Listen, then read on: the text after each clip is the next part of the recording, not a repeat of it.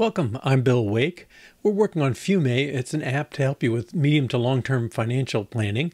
And we're basically done. At least we're finishing as much as I plan to finish for now anyway. So I thought today we'd do a little demo, take a walkthrough of the code, and figure out there's still some final things I'd like to do. So we'll look at those. Okay, so I think just start with a demo. All right, so the basic use of this is you've got this financial list at the bottom, and this is entries you make in your finances. I never have, well, when I looked around to try and figure out how to make this open and close programmatically, I did not figure it out, and I particularly don't have a way to make it come back the way you had it when you left it, which is probably, as annoying things go, it's probably the top of my list right now. So we might look at that. But at any rate, you have your finances and you add in different kinds of money sources, basically, is sort of the first thing. So here we've got an income stream. You can see it's got an up arrow. The multi-way arrow is a set of scenarios. So what if we bought a boat? Okay, I could either take a second job or I could spend all my time and money on the boat. Okay, and that's because basically every scenario you enter multiplies the number of situations. So here we have 2 scenarios. Everything else is 1, so it's 2. And the green line is the boat, and the blue line is taking a second job. Okay, so you can see the boat really costs you some money. Now, if we let's turn off the boat. No, let's turn off the job. Okay, and now we see what that does. If I turn off the boat in that situation, so no boat, no job, I'm ending up at $500,000 or so.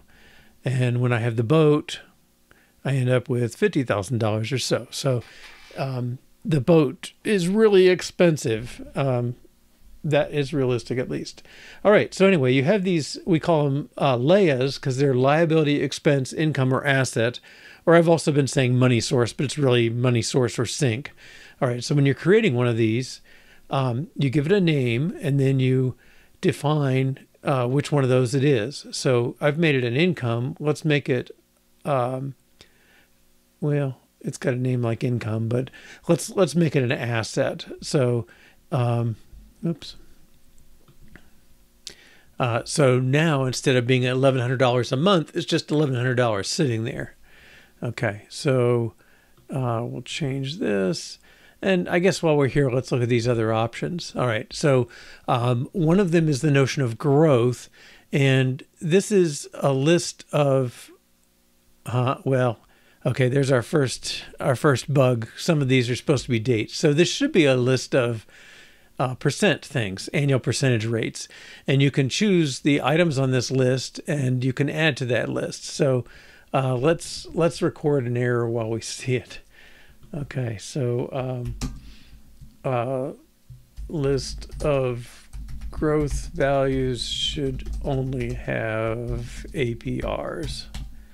Okay, so at any rate, we can pick one of these assumptions for how it's going to grow.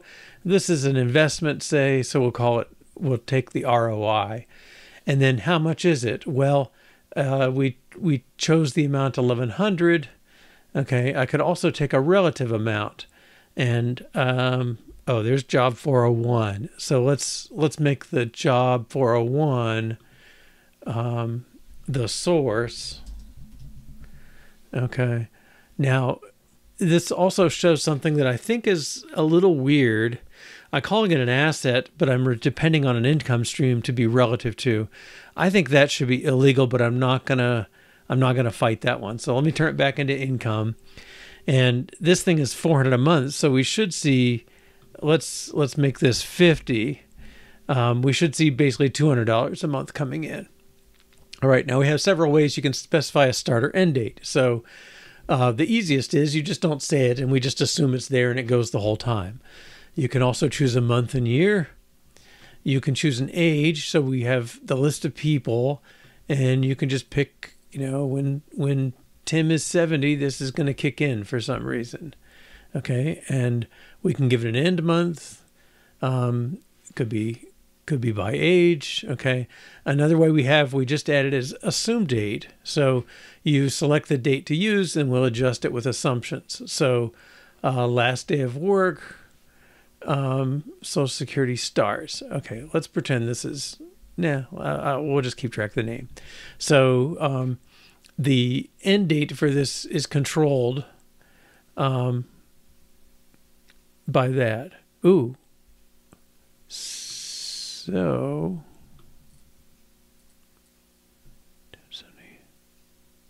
when I changed age, okay, well, that's a real bug. Age drop down, returns to first item. Okay, that's a good one. All right, can I change it again? What if I do it this way? No. Okay. Well, let's make it based on Liza's age, I guess. We'll make it 66. Okay, and then it's going to stop when SS starts. Let's just make it last day of work. That's at least got some sort of story to it. Okay, so now the contribution of this thing is half a job 401, $200 a month, and we'll update. Okay, so I'm gonna turn this boat off. See what's going on. I'm gonna turn all these off except for the two that count.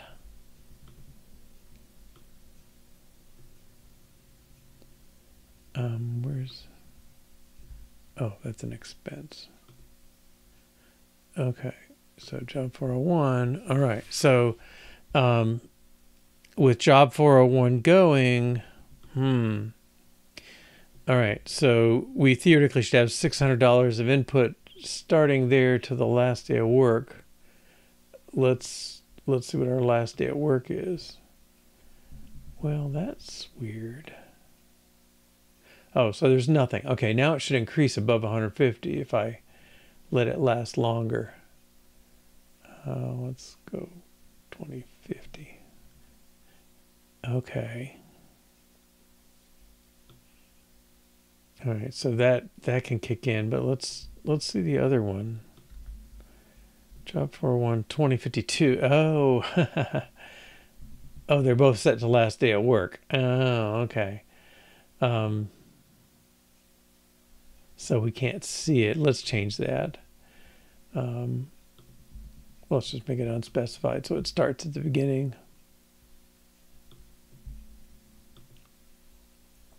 All right, now we can see a little better. So that goes in, let's see, the assumption last day of work. I think we set it to SS starts, right?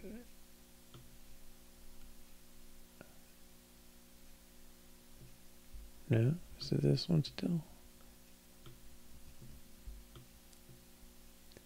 Yeah, okay. I guess we can detect the difference.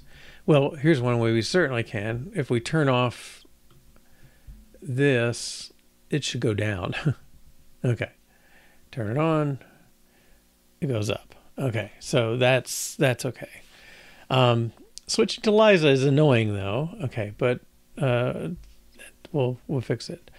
All right, and then there's one other aspect of this that's I'm not sure I made the right choice, honestly.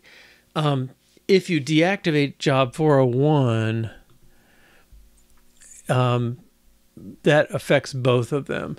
I could see a reason you might want to create an income stream, deactivate it, but still let somebody else have the money off it. And as so many complicated examples do, this can come from Social Security. If you're married, I forget, more than 10 years or something, and you'd get divorced, you're eligible to claim your ex-spouse's Social Security if you don't remarry, or maybe you get the maximum of your two, the ex-spouse and the spouse or something. But in the case where you've got an ex-spouse, we don't want to include the ex-spouse's income, like his Social Security amount. We don't want to include that in our calculations because they're not part of the family. They're not contributing their money. It's just that we're based off of somebody in a different family. So that we could have let this be, let the income come in, even though the item it's relative to is off. It's a more complicated thing, and maybe there's a better way to address the scenario. I don't know. But it definitely, I don't know. For a person who doesn't want to be an accountant, I've spent a fair bit of time looking at the laws around Social Security and all that, and they are just flat out complicated. I know we can't really represent some of them because, like, there are income limit rules, and if you have a job that's over a certain amount of income, you lose some percentage, stuff like that. I don't know. We're getting approximations. I think with this, I mean, like, I'm drawing a graph for 30 years. Like, what is this? That would be 1994. Okay. Like, did you have 9/11 on your bingo card, the pandemic, the stock market way up, way down, whatever, all these things, you really just don't know. We're trying to get a feeling for relative choices and all that. The only thing I'm sure of is buying a boat's going to cost you. All right. Let's see. What else features wise? I guess, well, we have one example of a group. A group is just kind of a portfolio of things that that you might put together. So, well, maybe your second job has expenses out of pocket to you, and so if you quit the job, you would finish the expenses. So, even you're a salesperson and you're buying clothes 2 notches nicer than you would wear if you weren't, and maybe you want to put those in a bundle. And if I quit the job, I'll quit buying the fancy clothes. Okay. Or whatever might go together for some reason. Maybe a savings account tied to college and, expenses like that. I don't know. But anyway, that lets you group them. This one makes a choice. And let me put another choice in just to demonstrate the combinations a little more. So let's take Social Security. I want to make it a scenario though. So we're going to put 2 choices for Social Security in. Okay, so I don't remember how old Liza is, or Lisa. 1970. So 2020, she's 50. All right, let's pretend some stuff can happen at 60. That's 2030. That'll definitely be on our graph. Okay. I think I didn't actually commit. Oh, I did. Okay, there we go. Let's add to it. I'm going to put Social Security, Liza. Let's say she gets $1,000 a month. If she starts at age 60, we said just 2030. Let's make it semi-realistic. 2032. That's your earliest withdrawal age for it. Okay, so we'll assume that happens. I'm going to turn off. Well, no, I'm not. I'm going to add the other scenario. Okay, and another one would be the same person, but if you wait a few years, let's say you get $1,500 if you wait till you're 70.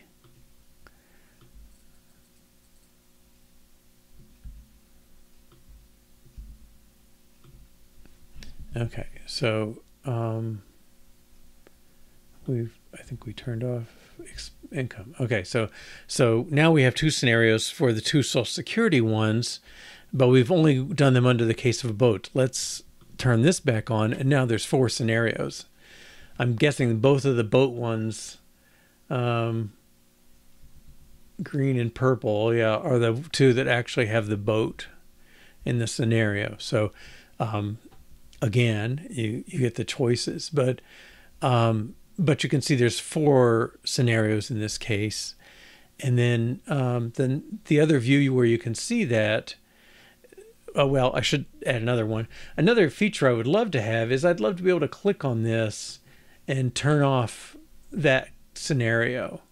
So especially this one, the boat. I can do it down here, but it turns off every scenario with a boat. So, you know, maybe retiring at 60 and having a boat are not compatible at $1,200 a month. Okay, but at any rate, I'd like that capability, but I'm not willing to do the effort. I did enough research to see, like, it looks like you could do it, but I don't think I can do it today. Okay, here's net income by month. Now, this is taking each of those 4 scenarios and blowing them up separately, and it's really just looking at income and expenses. So, well, we don't have any assets on this list anyway, but if we did, they would be excluded. And so you can kind of see, here's the job 2 scenario. I think, yeah, so she takes a second job for a few years, and that's sort of the, well, I guess it's about the best case, about 1,500. They're not on the same scale, so you got to do some looking around, but you know, that one comes in about 1,500. This one comes in 1,000. This one comes in, oh no, that's 2,200. This is 1,700, and this one's 1,700 as well. Okay, so you know, you'd have to make some judgments. I mean, these 2, yeah, yeah, you're similarly off. This one, you know, you've got some relatively high expenses because of the boat, and this one, the expenses get back in, so that's why you're higher. But at any rate, you can click on one of these and get the full differentiation. So the bar tells you what your income minus expenses. So let's go back to one that has both. Okay, so looks like the boat starts here, and then you kick in enough Social Security. You're still losing money every month, but it's not, you know, it's not a huge amount. So maybe you have, you know, well, if you have $1 million in the bank, losing $200 a month is probably not going to bother you. It'll last a long, long time. If there's any return on investment, it'll last even longer. So, you know, it's just a different view of a subset of the data. All right. And I guess people, well, let's just take a view of creating it. Really, at this point, we just do the name and the birth date and go from there. All right. Now, I guess on the other things to do, all right, these are the 2 we found. We're using none equals 0 for a default interest rate on growth, or a default growth rate on everything. I think we should rename it to parentheses default and let you set it to, you know, 0 to 25 or something. I thought a legend on the graphs would be helpful, like maybe up here, tap any graph for details, because I don't think there's an affordance that makes it obvious you should tap. The scenarios are in a funny order. Let's see, we see it on the other report more. I mean, boat fund 2 before boat fund 1. Yeah, it's just kind of random, whatever came out. Perhaps the list should scroll to the end when adding a new group, focusing on the newly added item. Yes, that'd be nice. Yeah, let's add that as an idea too.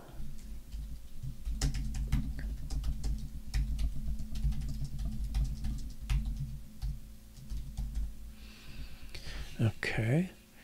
Now the other stuff, okay, there's that legend. there's possibility for errors, and we don't prevent them. We notice them sometimes and zero them out, but we don't notify you at all. So let me delete Liza. Okay, we got something that depends on Liza's birthday. All right, and now it says person not found, and actually this turns into a 0. It would be nice to strike it out. It would be nice to maybe make it red. I mean, there's lots of things we could do. I think I have kind of, well, there's a couple places. One is when we delete the person, we could go through everything down here, go through all these and say, does anybody reference that person's age? And if they do, pop up a dialogue or something. Okay. That would be when they delete. Another way would be wait till we're trying to generate scenarios. And one way would be some sort of exception thing that when it goes to evaluate this one and it sees there's no person not a person to be found that matches that, we could throw an exception and catch that in generating scenarios.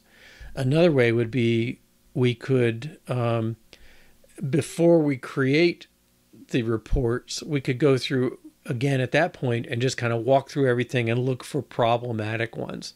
So look for persons who aren't found anymore. The other place, well, we had that relative one. So if this, oh, sorry, we had an example. This one was relative, wasn't it? Yeah, 50% of job 401. Okay, so if I delete job 401, again, that would make that one invalid. So we could walk through at the beginning and just ask everybody, do you have any, do you reference any people? Do you reference any items? And are they there? And if they're not there, then report an error. Another kind of error, and this one maybe not so bad, but if you have a last date that's before the first date, we treat it as a 0. I kind of think that's correct, but we could warn about it or make it an error. All right, what else did we see that could go wrong? Okay, yeah, stream A depends on stream B. I don't even know what'll happen if I do that. Let's turn job 401 on. I'm going to turn Social Security off to cut the scenarios down. And let's make this, oh, what was it called? Income, I think. Let's make this relative to income. And notice I'm making you type this in as opposed to selecting it. So you got an even more chance to get an error. But I don't even know what'll happen here.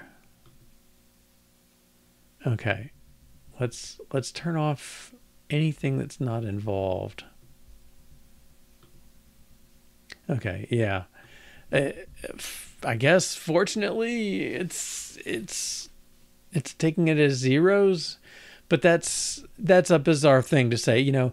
Basically I'll take half your money and you take half my money and we'll be rich. It's like, not if there's no money coming in. I mean, which I guess this reflects that, but it would be nice to know there's a problem.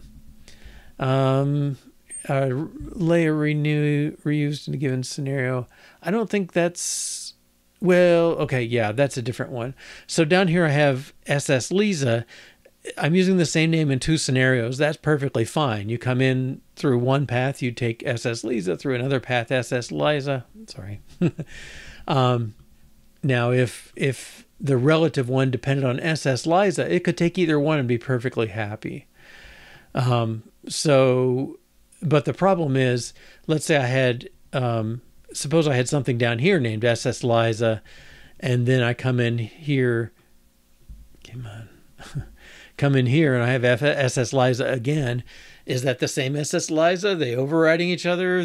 What are they doing? At one point we had them kind of overriding, and that got confusing. So really there ought to be an error for that, an error message. What if people names are not distinct? That's a good one. What if assumption names are not distinct?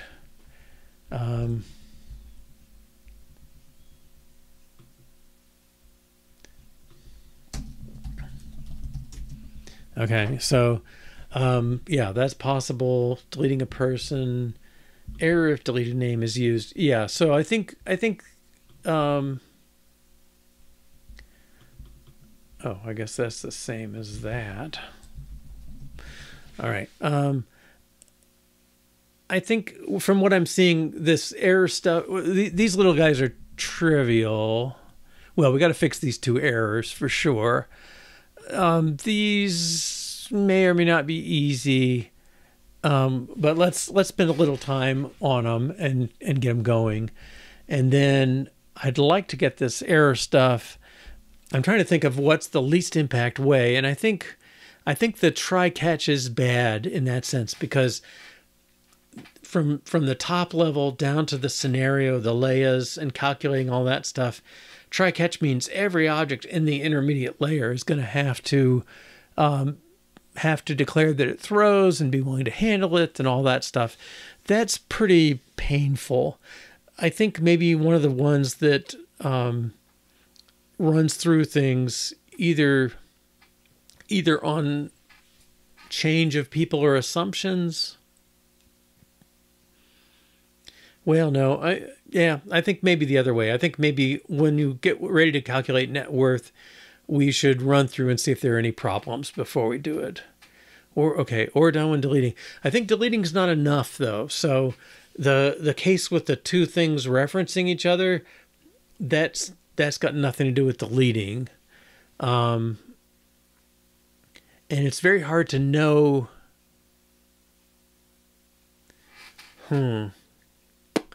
This may argue it's scenario based even. Well, okay. Because if let's say I have this referencing this, this one's in a scenario, there's two that it could reference. One of them does it, one of them doesn't. I don't know if it would, like, you might be able to make something that would be a valid situation because this can't happen if that's on, and I don't know if there's a static way to do that. The other solution for that, and that's just the layers, these other ones we could do at either point. Yeah, and the nice thing with doing it when you delete it is, like, right then and there, you know, hey, I just did something. I guess we could even check it before you delete it and warn you that you're about to create a problem. Okay, what was the other way? Yeah, so right now, relative is calculated as being on an amount. Okay, so you can either be an amount of money, or you can say your amount is relative to some other thing. I think maybe that's the wrong level. Okay, and here's actually the thing I was doing demonstrated it, because I'm like, well, this one's an asset and that one's an income. That doesn't make sense. Well, if that doesn't make sense, we ought to be preventing it up at that level. And so I think maybe relative becomes a fifth possibility. So liability, expense, income, asset, or it's a relative value of some other liability, expense, income, asset. You know, I feel like that's probably the right place to do that. And then you could say, hey, if you're going to depend on something, you can't depend relative on relative, and that would solve it. So I think that's the solution I would like to do if I were spending that much time on it. I think, given my small user base that is not likely to grow of 2 people, I think, you know, we can both agree, like, hey, don't do that. It looks really stupid.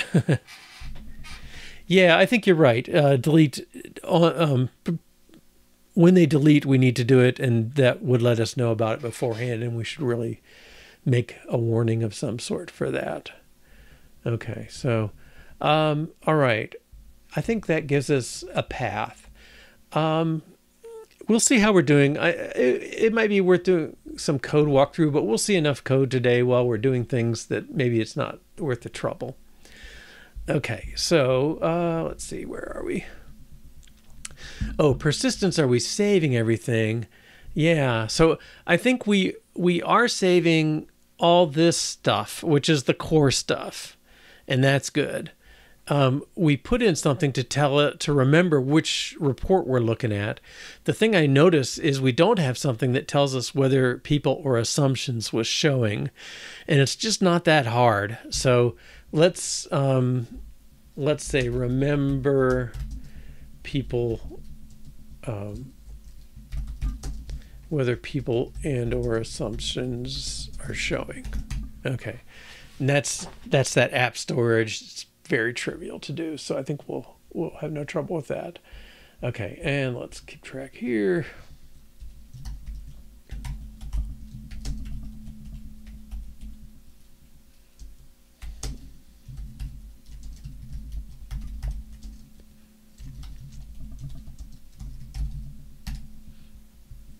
Okay, so persistence, well, we just did the demo. I guess that's all we've accomplished. Well, demo and bug finding tour. Okay, are we saving everything? I think we answered that. Okay, so let's move this down. Well, that's really not anything there. Okay, so fixes. I want to get the easiest one, so let's do that. Well, this one's kind of nice, and we know it's easy. List of growth values is not hard, but we haven't done it. That's a real problem. Okay, we'll do that for sure. List of growth values only have APRs. Both those I think have to be done, and then, well, this one should be easy too. So I want to do some trivial ones, and then deal with these two bugs. It's the 5th. Did I get it right? Oh, thank you. I looked at my clock and it said the 5th, and I typed the 6th for some reason. Okay. Okay, tap any graph for details. That was on net income by month view.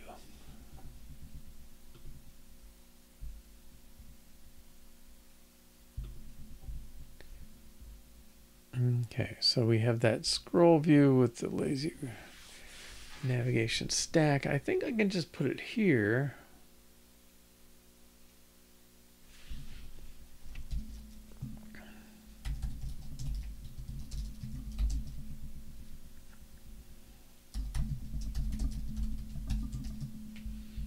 Is that how I said it? Yeah.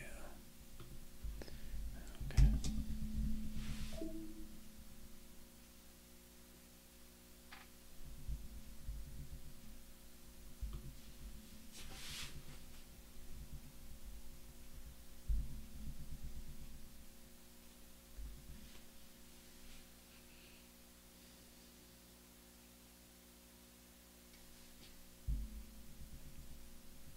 Let's turn on more scenarios. One I never did was duplicating things, some tree manipulation. I want to get enough scenarios that I have to make sure that doesn't scroll out of view.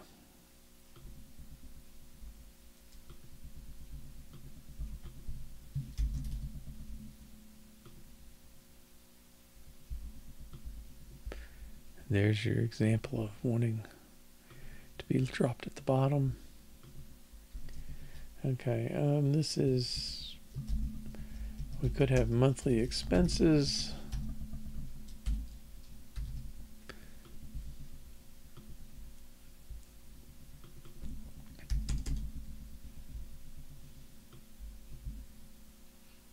And it really bugs me that this button is out of the way. Oh, that'd be a good thing. Let's move the button out of the scroll view and I wouldn't have this problem.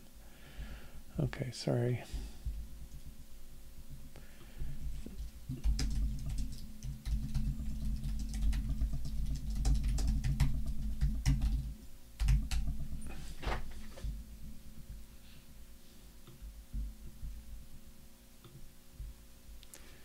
Let's just add some of these other things. Here's an asset, second home.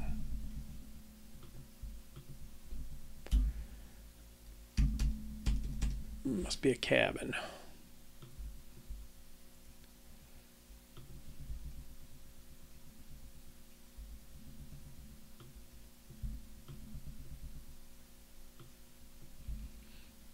A little different icon. Okay, that's, oh, did I just have to scroll? I did. Okay, good. Okay, good.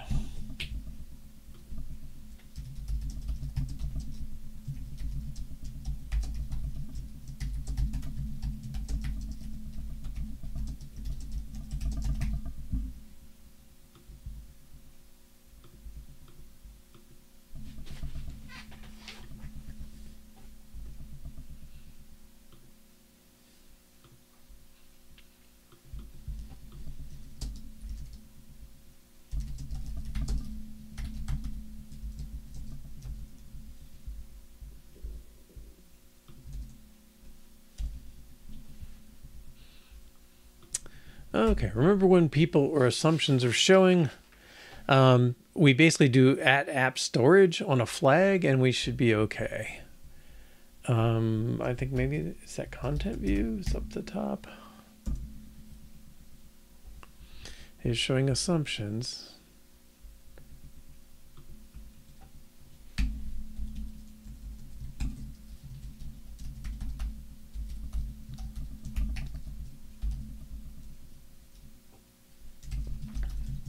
I can name it whatever I want to, but I think I'll just keep it the same as that one.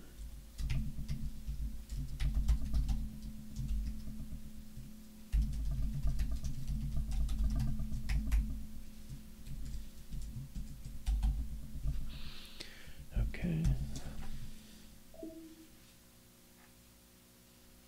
So they should default to false, and then hopefully as we run it, it'll change.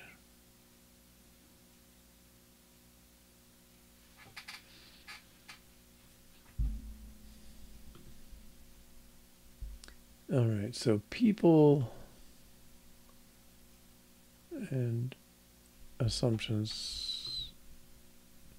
Okay, they're both on. It had been defaulting to false. Let's, that's a bit squeezed, isn't it? Let's rerun.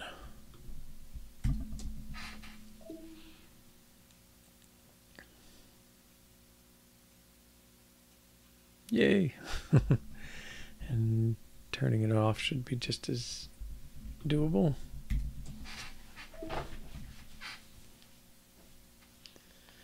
I should be in the habit of doing that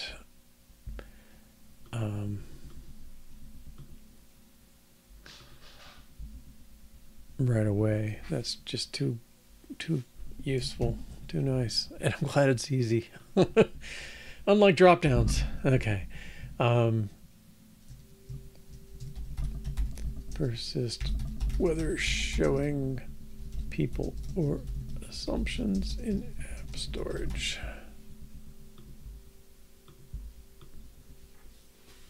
Yeah, app storage is global to your app. So the name would have to be unique across the whole app, and it would have to be, you couldn't have like an array of, I mean, we don't have an array of content views, but we have an array of layers, or, you know, whatever plans, I guess they are. We couldn't put a flag on each plan. It would need to have something to differentiate them. It's also not considered super private, so you don't want to put passwords and social security numbers and health information and stuff like that in there. But just for somewhere to throw some information in sort of small quantities, it's good for that. You don't want to treat it like a database, though. It's a little too small for that. Okay.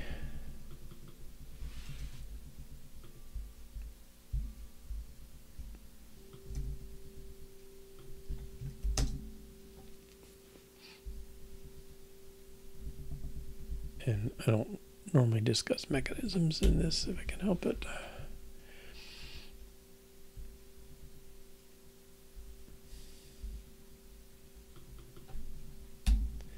Okay, instead of none equals 0, provide a default. Okay. Okay. That looks like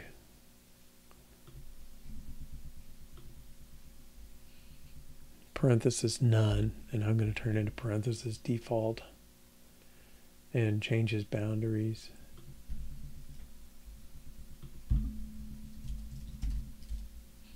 If I can type it.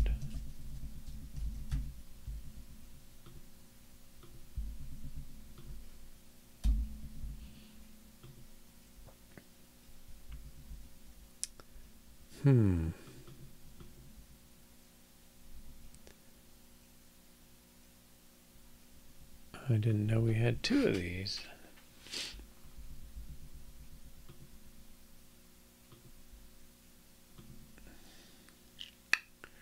Well, flat growth is none. Where's assumptions?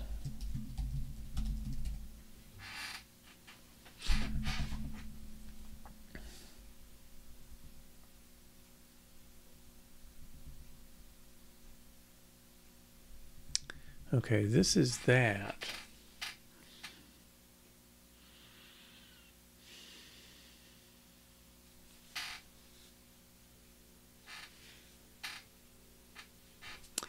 All right, let's see these other flat growths. I'm surprised there's so many. We made it. It's sort of a required field on this Leia thing.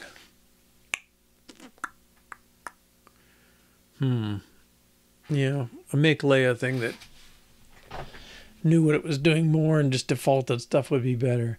So I think flat growth, I'm going to reject the name and let's call it default growth. And make this be default.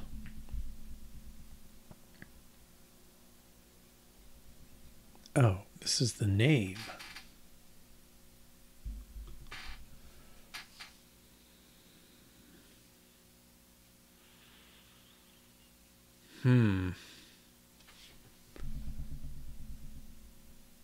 Okay, so maybe this will not break anything.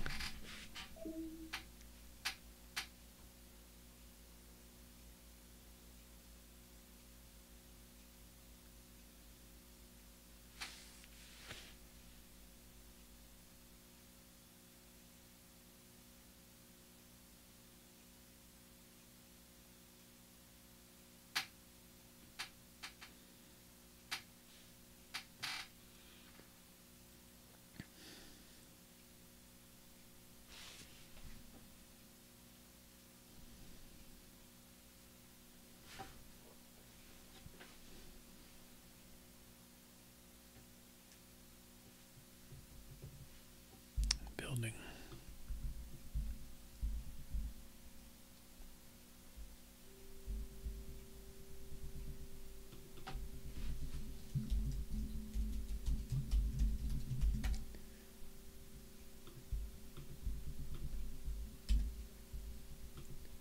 That's only one of those now. Okay, well that's interesting.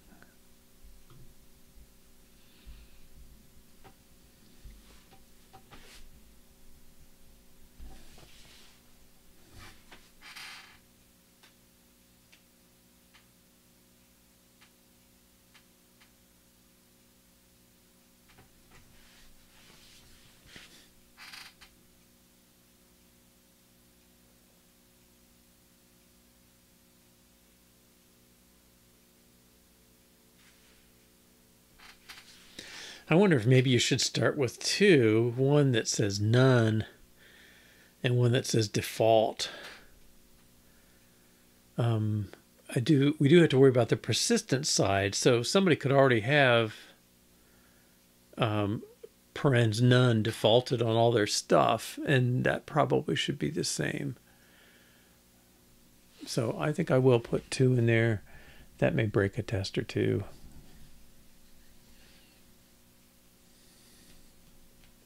I know we have tests that assume All right, so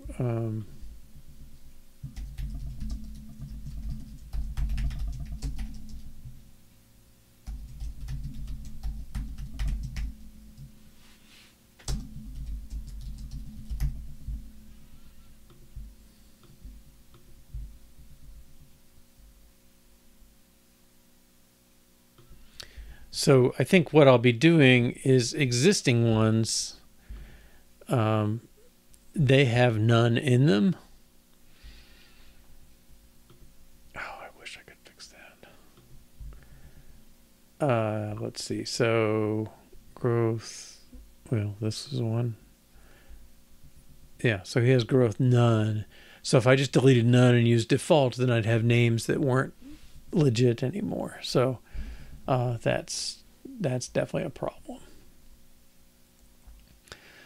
All right, so let's see. Let's change assumptions. I lost it.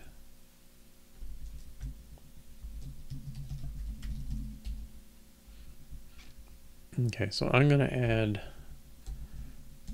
none is totally 0 and assumption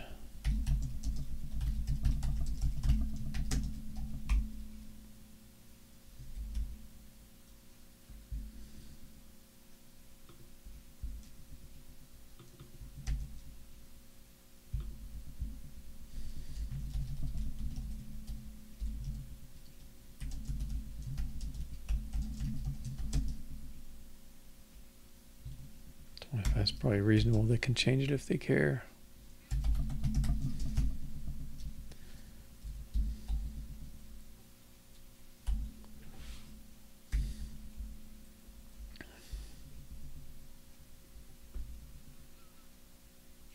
Okay.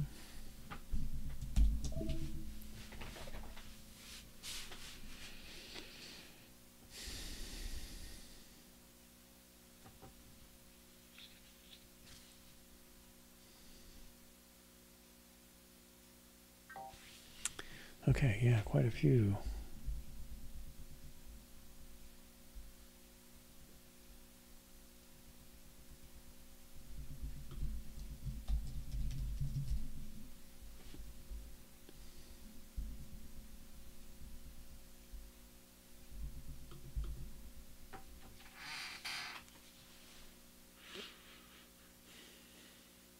Let's start that at 0.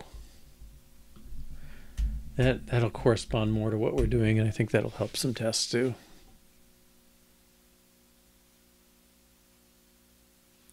I'm disappointed there's so many failing, but that was a pervasive assumption. Okay. Alrighty.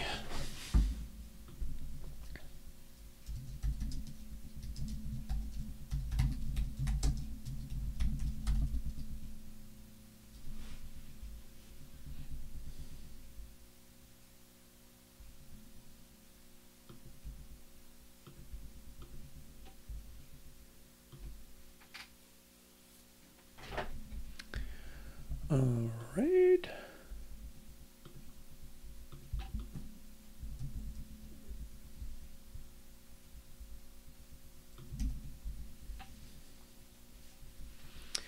Age drop down returns to first item. That's really annoying. Okay, so let's see if we can characterize it.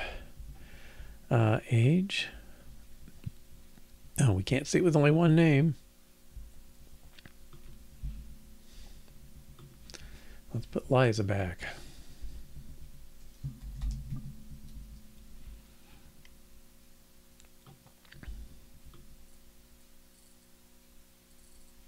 What did I make her? 1970.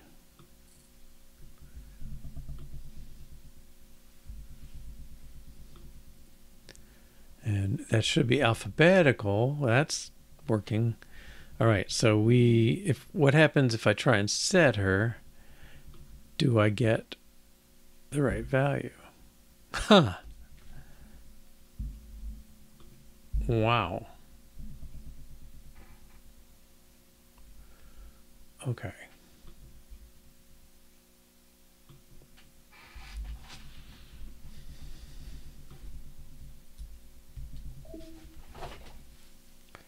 surprised I didn't get a debug call. Well,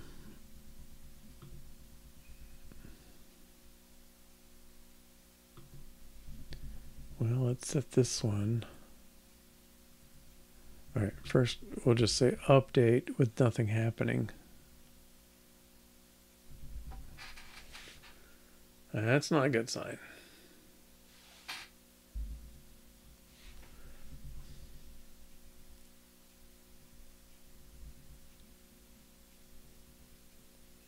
Okay. At least I can start with that. Oh, this I believe. I bet that's our relative amount that's crisscrossing back and forth.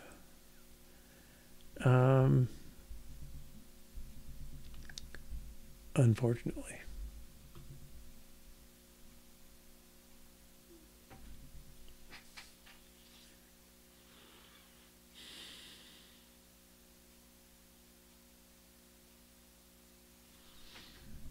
Trying to think how to detect those in our current setup. All right, let's run it again.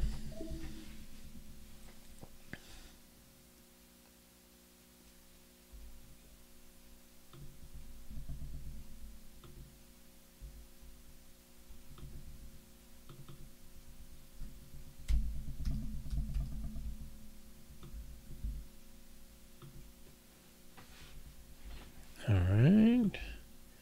Where's job 401? Let's just make it money too.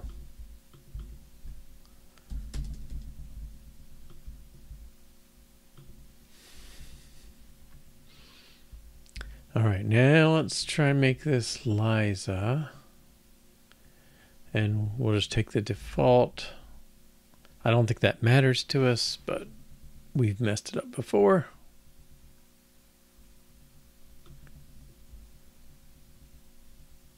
Okay.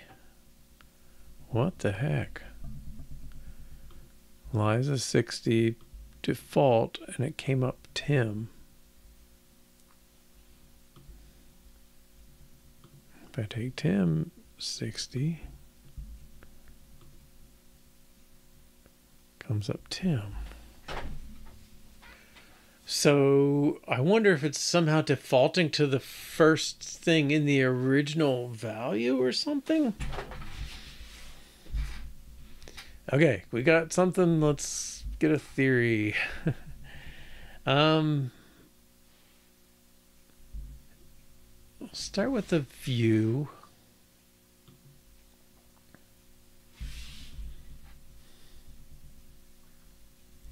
Okay, that's just showing them on the list. I guess we want relative.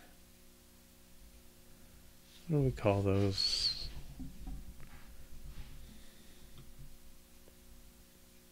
I guess date range, date specifier view.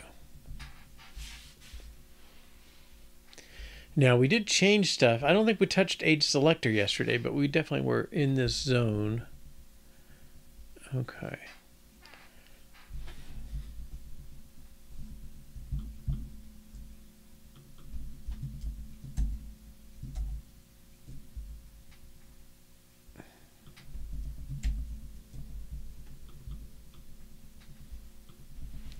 Okay, so we got the people, default person. Okay, we have the picker on change of person. Well, you know, we had to do that initial true yesterday, I think.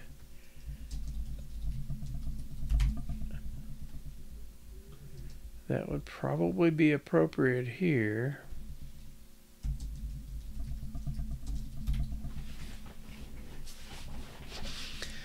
And then let's look at the tags.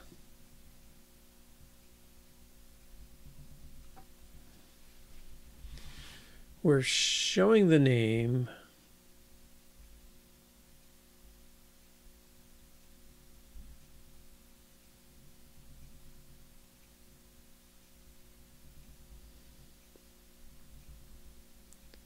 Person.id. Select person based on tag is unique for person, and then that, I think that's proper.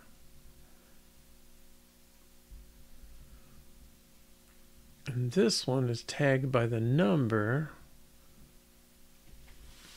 Okay, let's try this for starters. Although the mistake I had,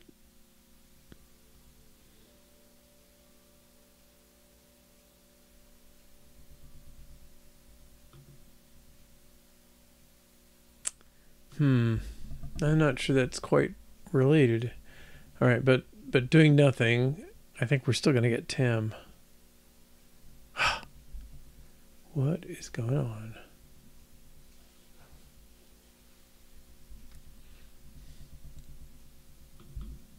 Change of person. Person is the selection, right? Okay.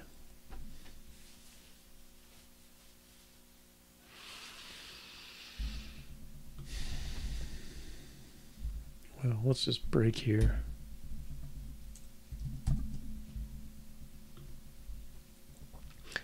We'll look at person and check their name.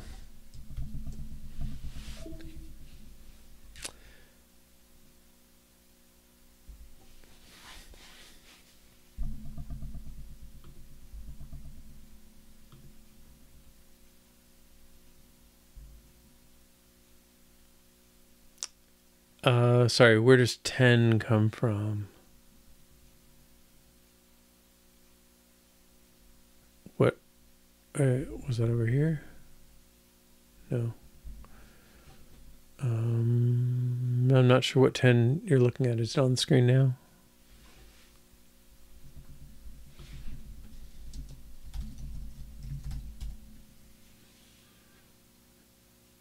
Unknown. Okay, that's the initial one.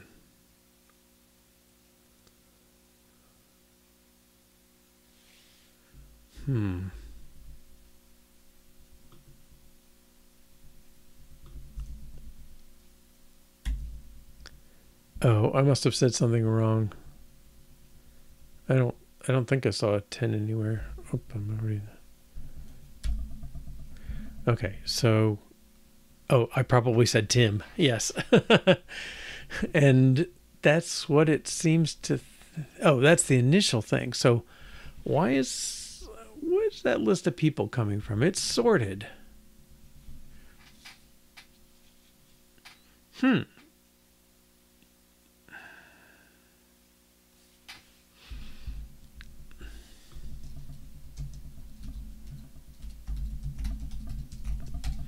This maybe okay. We got Liza and Tim.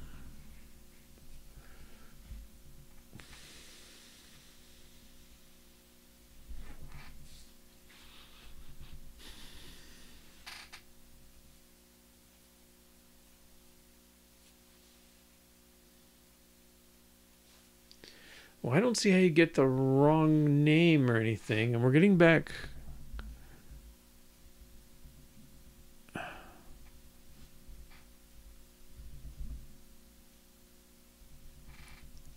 Age, we did change that to be person ID. That's okay, let me continue. Oops. Okay, I'm gonna back out. We come in now. So what's weird, like it already thinks it's Tim, but it's coming up with Liza.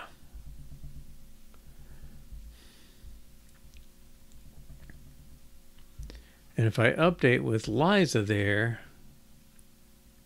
well, let's change it. It's Tim. And we'll change it again to Liza.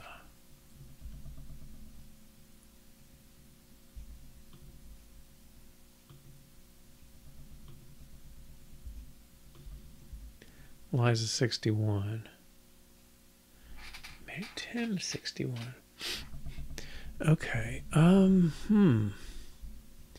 All right, let's trace through initial values because that seems weird, but something is too weird. Okay, so you come in with a date specifier.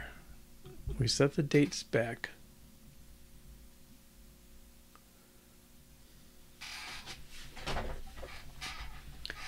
We do something and select age. That seems to be okay. And then we call age selector with date spec. Okay, now I don't see an init. Okay, so I think clearly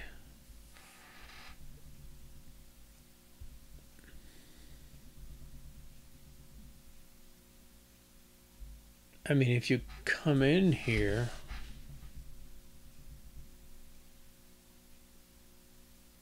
we don't have your current value. Okay, so let's contrast with date, assume date view, right? Because here we specifically set the selection when we start, and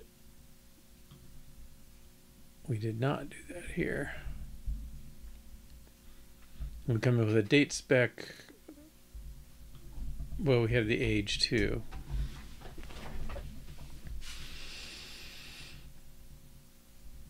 Date spec is a binding.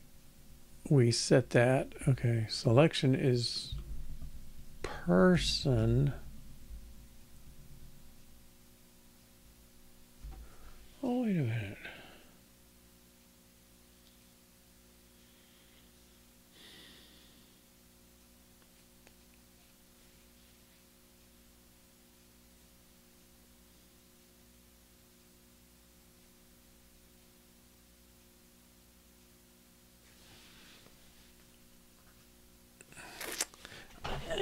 I don't know.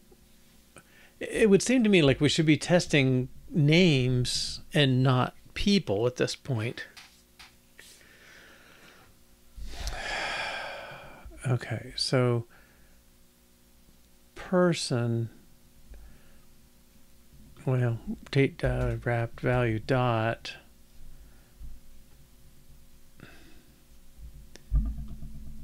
Yeah, let's go to date spec.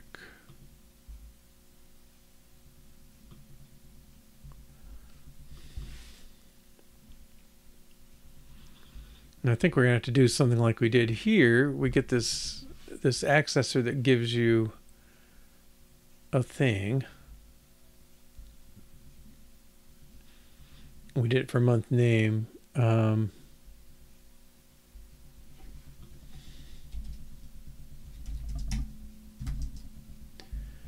I already use the word person?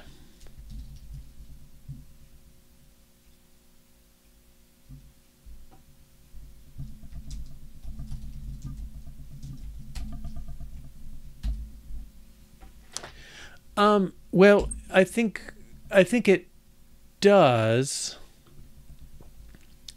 I think it's in the way, in effect. Well, no, it's sort of a default.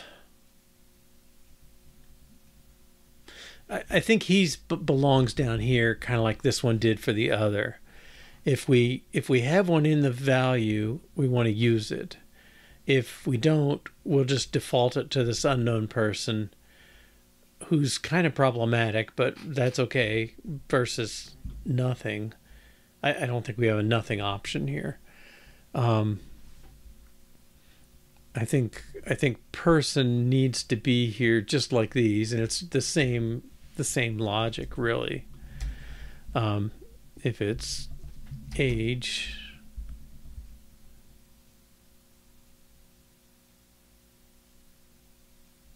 well, I got a UUID and an int.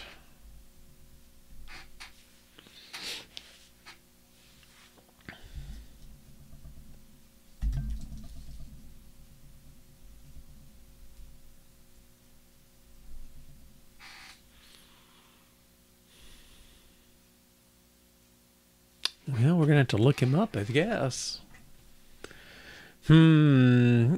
I felt so good about having IDs, because then if you had duplicate names or you changed it, you would not mess things up.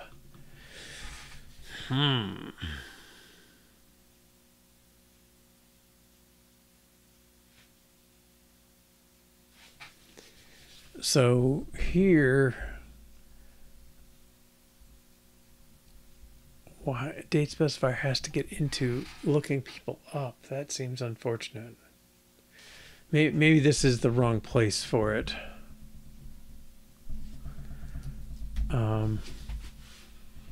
Because age selector definitely needs people around.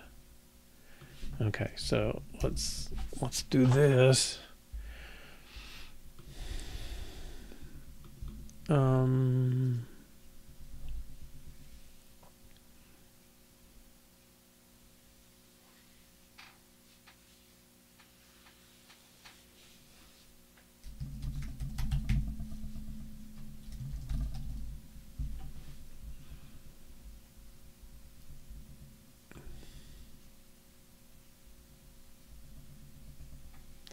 Pattern associated with values that do not match enum.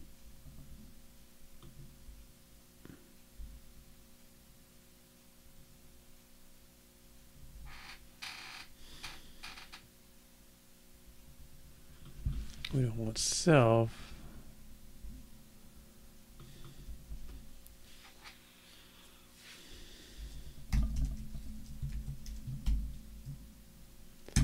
Well, no, I don't know. Somehow my ideal is this returns how about initial person, and it's going to give us something because we're going to return this otherwise.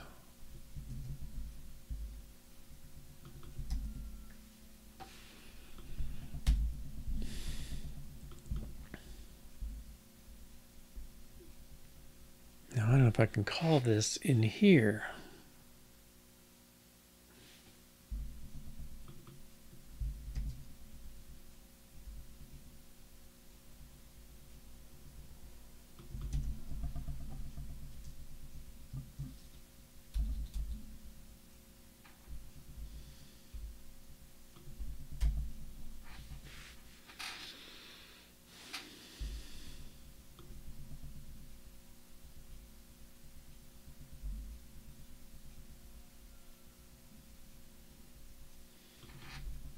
Outside the constructor, I think you just do it like that. I don't think it's gonna like it.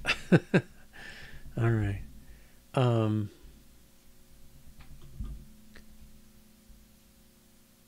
don't think.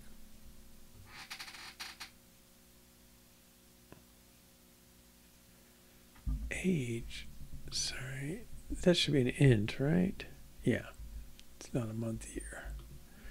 Okay, and it's gonna be ignored. Because we're trying to get the person, not the month year. All right.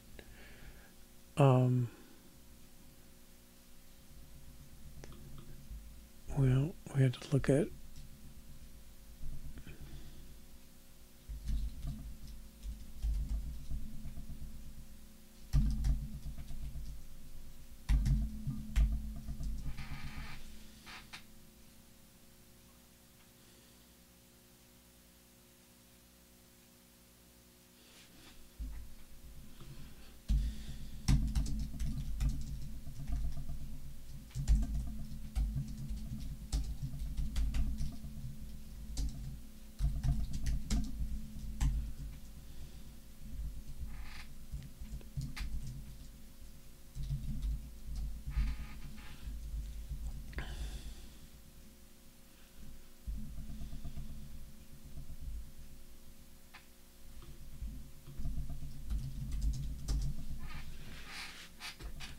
Okay, so I'm saying we don't know the person, they're nil to start with. If we're coming in and it's already an age, then look up that ID and find the person, but that could be nil. But either way, it's initially nil or it's nil because of the find. take the result if there is one, and otherwise default the person. Okay, I think that's right. Now, whether I can call that in the constructor,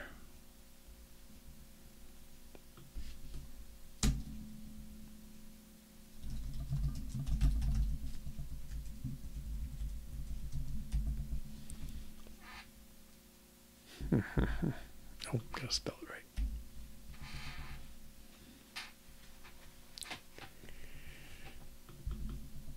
Okay, I think that will help.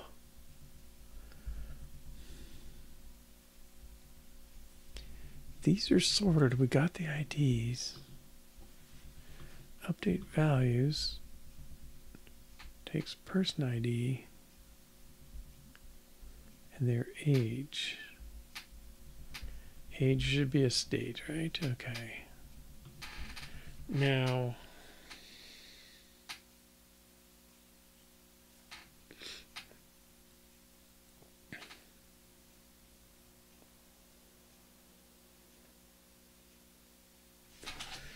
we got a somewhere problem for age, but let's see if this is doing anything before I go too far.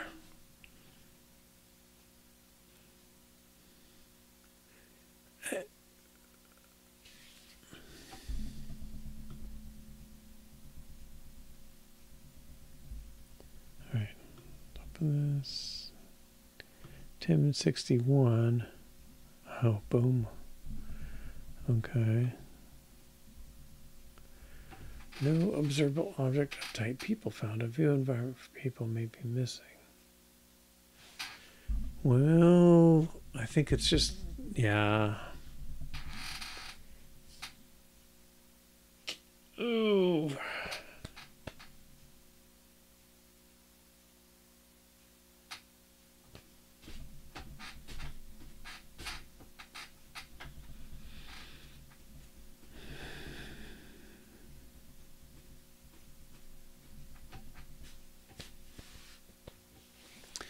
Why is this so hard?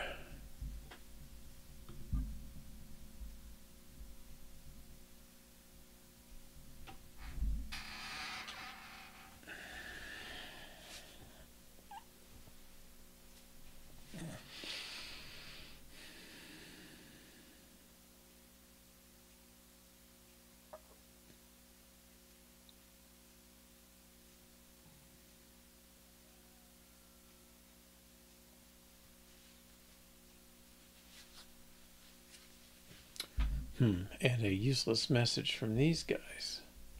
It is not redundant, and they'll get complaints if I don't do that. All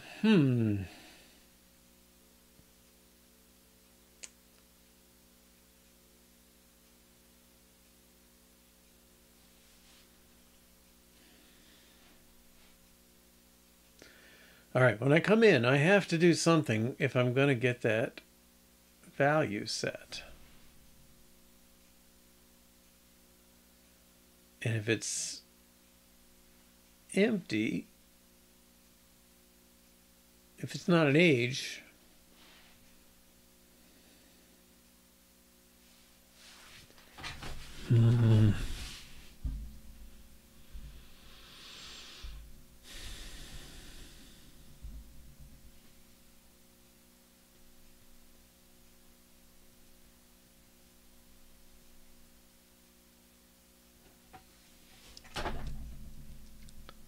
person. Maybe I need to keep the ID around.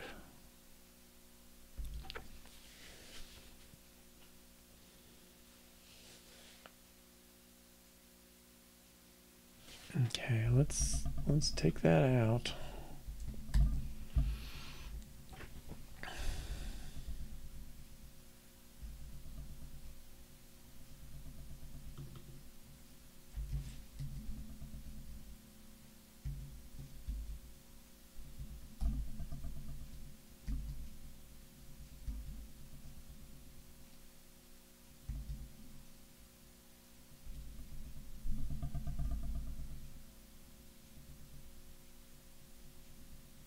Oh, we did that. on appear people up first. That's in the view, and you can get to it. Okay, but I think, well, it's a few things. One is this person is not. That's not what's going on, right? Because we're only going to store an ID and an age in here. So person itself is just getting thrown away.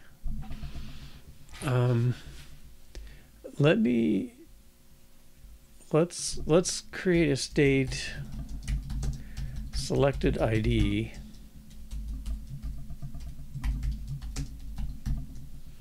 Like that.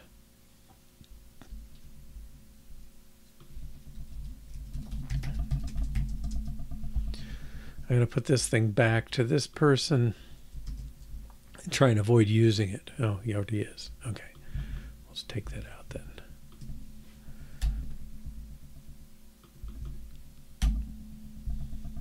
Okay. And let's just make one up. Okay, I think that corresponds to creating a person because that just creates a UUID. Okay. That should build.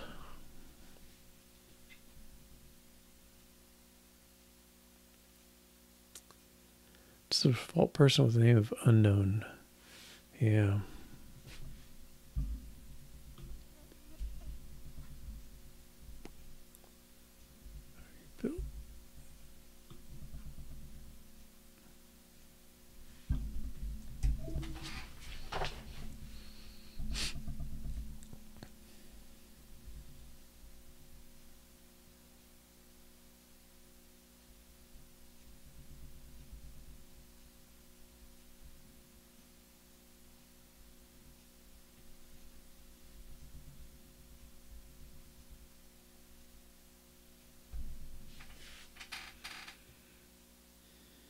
Okay, succeeded. All right. Now everywhere.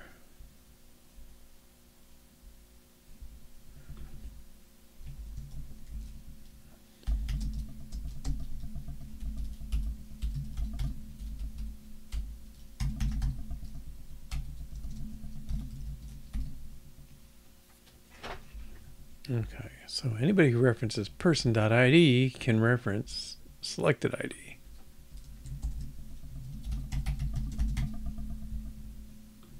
Now let's check person. Person age. Select person. Person changes. Okay. Now I'm going to try and flip this over to selected ID. And the tag is the ID, so I think that's kind of better.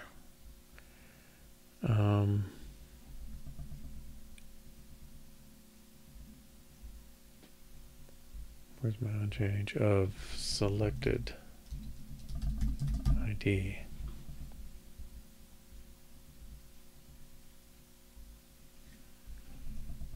Okay, let's try that. I don't know why pickers are my nemesis this week. All right, I'll turn this off. Should come up to at 61 and not blow up. Oh, we didn't do age. Okay, it should come up with Tim. All right, let's take Liza.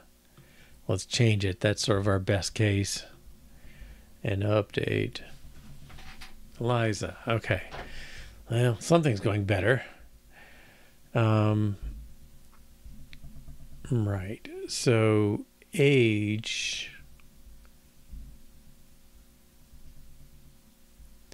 Well, age should really be set off of. Oh, that's the person dot first. Okay, that's where Tim's coming in. When we saw it going wrong, it was just initially selecting Tim. And I'm not sure why it wasn't properly selecting Liza. Oh, maybe that's we didn't have the initial. And I don't know if we need this now.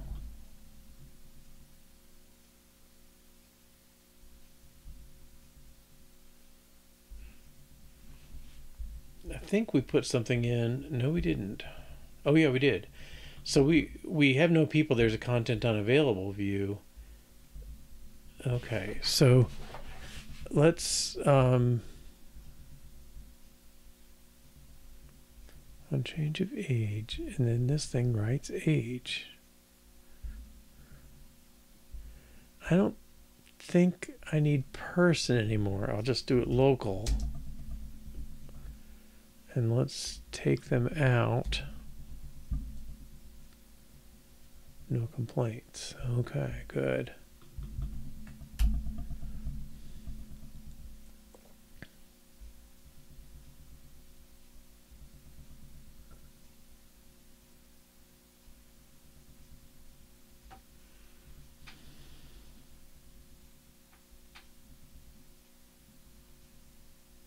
I still don't think our initial age is, something's wrong there, but I think getting rid of person's a step forward, because we don't select people, we select IDs and ages.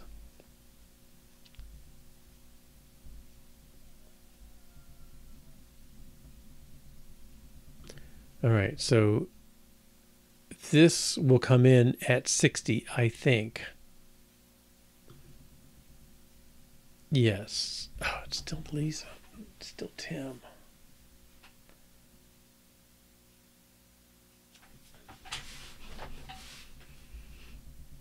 Oh, thought I had it. Okay, I select Liza. I give her an age, 68. And it updates. Okay, that's good. I come in here. I think Tim is being...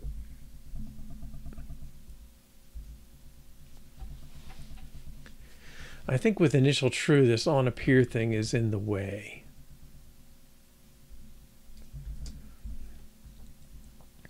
Because we're coming off of selected ID. Now the age...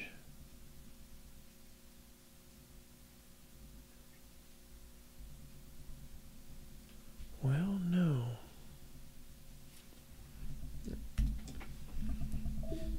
I may have to see if I can get this preview going. It takes forever.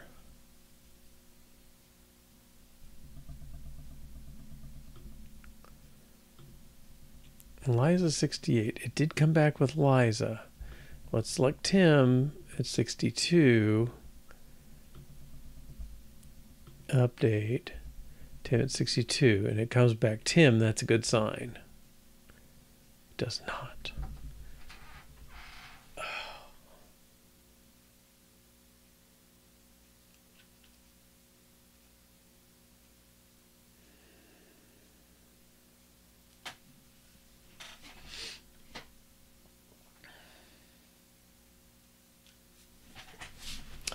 Well, I think it's back. I think it's back to our initial value, right? We don't know.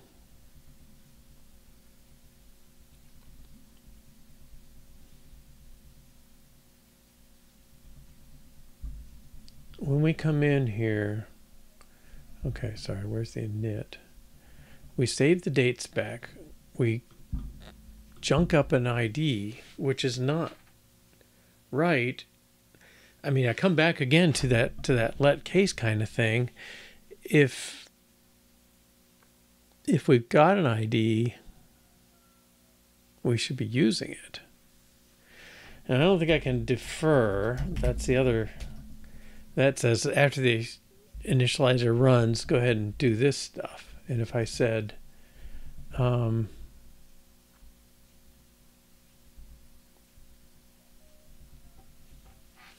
I don't have access to people either. But I don't need it. Okay, I need it off the input. If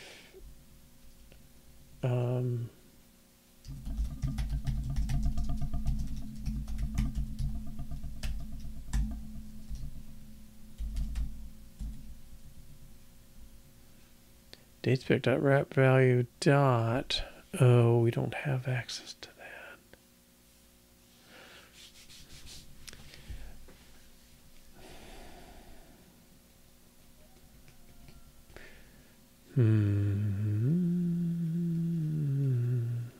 Okay. Maybe I do.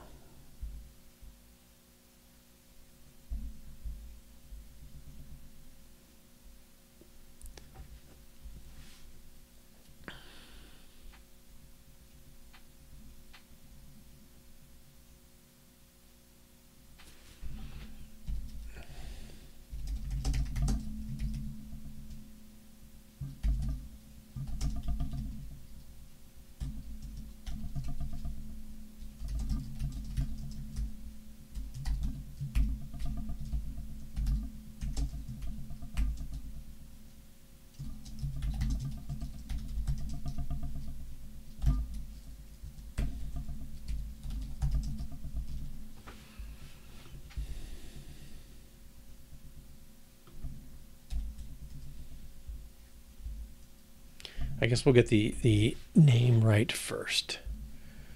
Okay, so if I have that HID,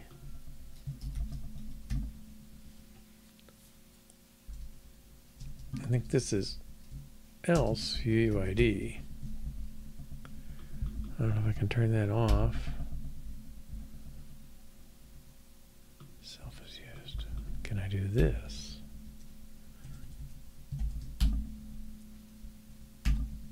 Okay.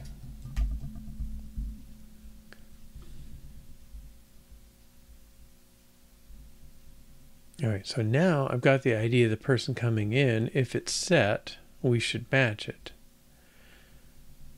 And we will call this the first time coming in, and we should be set to that. That's a little unnecessary to set it back, but I think that's progress.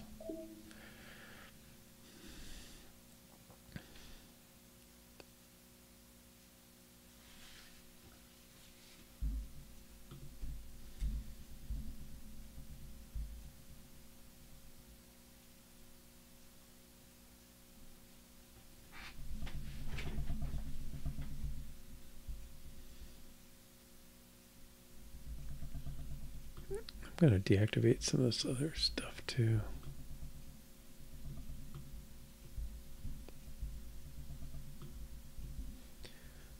Okay.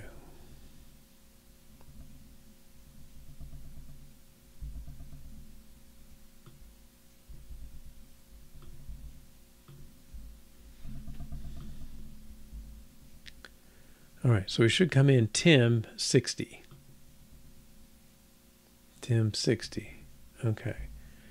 If we update it to that, should stay Tim 60. Okay. Let's set it. Update to 64, but we don't do the year yet, so it's back to Tim 60. Let's set it to Liza.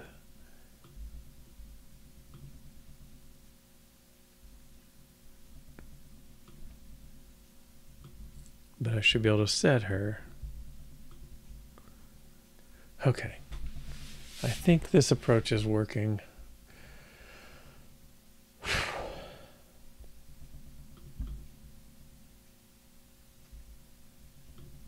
I'm going to make these names parallel.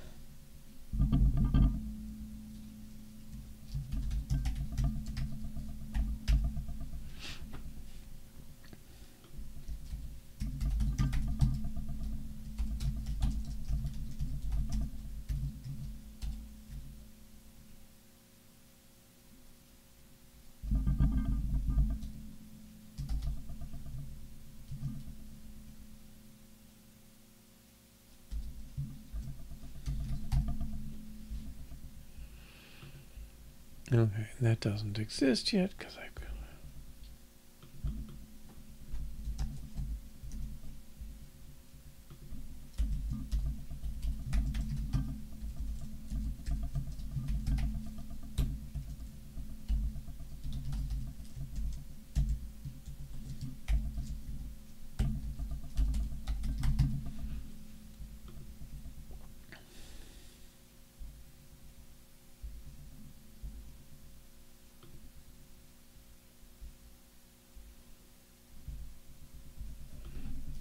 else 60.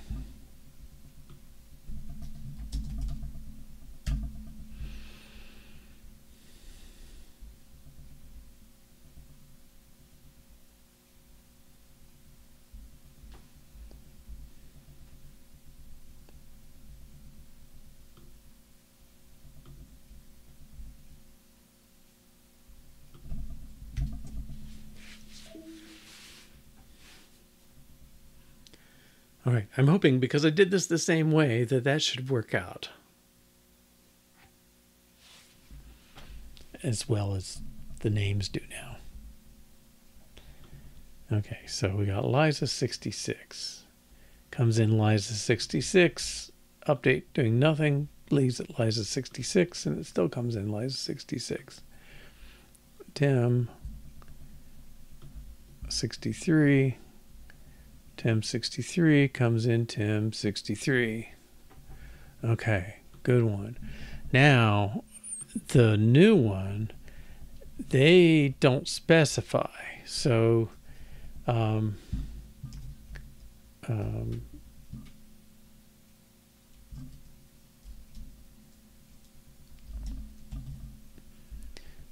so job 332, we got an amount. This should default, it should show Liza 60 because it's alphabetically, and 60s are default. And if I save, I think if I do the update, you know, oh, it's down here. Okay, I'm going to delete. Oh, wow.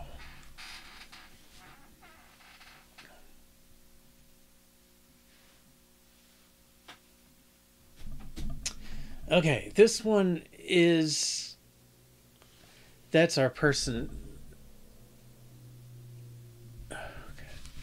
I thought the initial value thing would take care of that.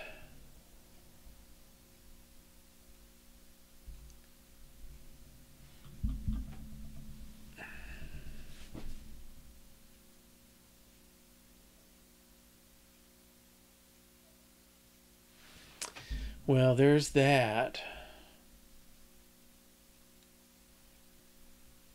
Default. I don't know what that is.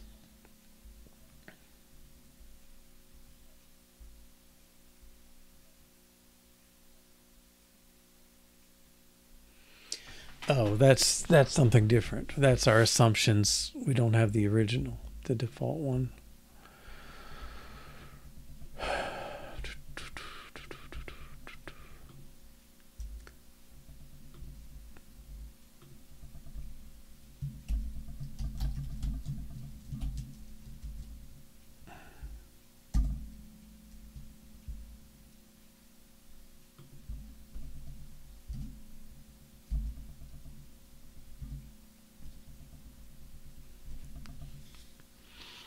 I'm going to have to make that capital just to fit with editing.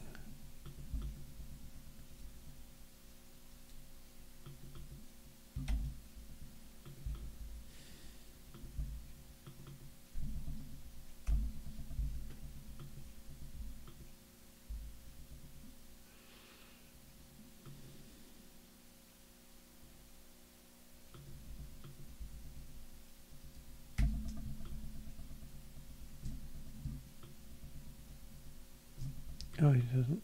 Okay.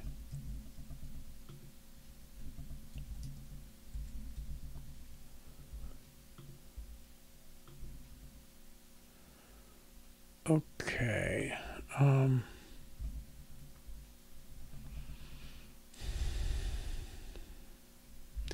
want to set a breakpoint on update values again.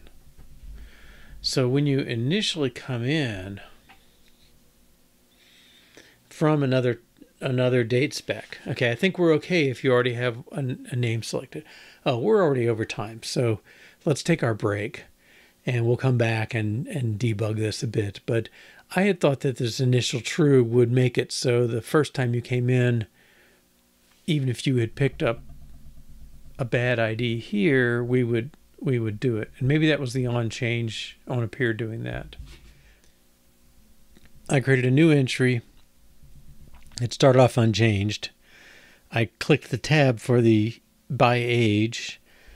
It said Lisa 60 or Liza 60. I just hit create without changing anything. I was expecting Liza 60, but I got person not found 60. So the person not found is because we generated an ID by default. Okay, that's here. So if they don't come in with an age, we just return this default ID.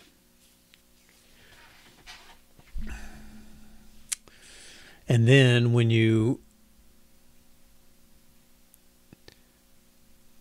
I guess, initial true update values then is going to create this store that selected ID with the selected age. But we would like it to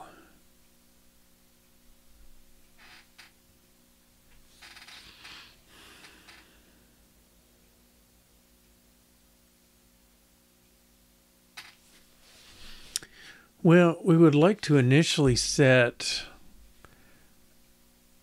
the ID. How would this be? I guess if we took that generated one, we would like to set it to the real one, the first one in the list. Yeah. And so I guess this on appear is going to be needed. But I know one thing. This is giving us an unsorted view of things. And I think that's the original thing where it selected Tim, even though it defaulted to Liza on up here. So if we had sorted it, which we do up here, I think, yeah, we do sorted. Now, I don't know why you would ever want that unsorted. So maybe we can do that too. All right. So I think what I can do, let's make a static ID.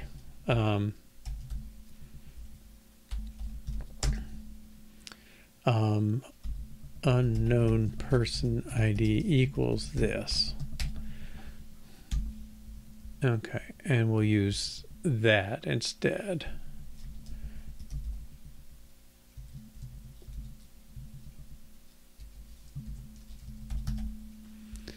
Unknown person ID.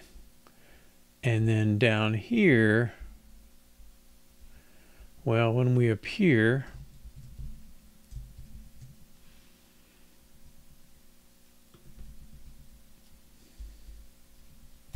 if selected ID equals that,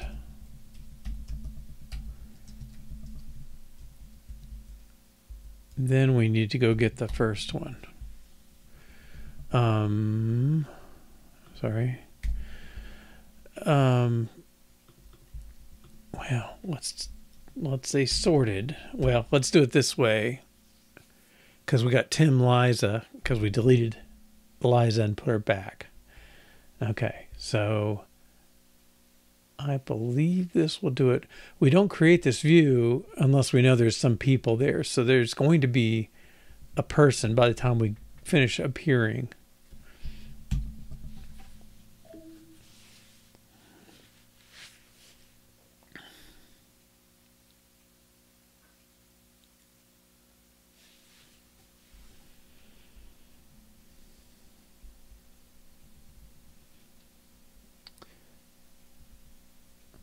Okay.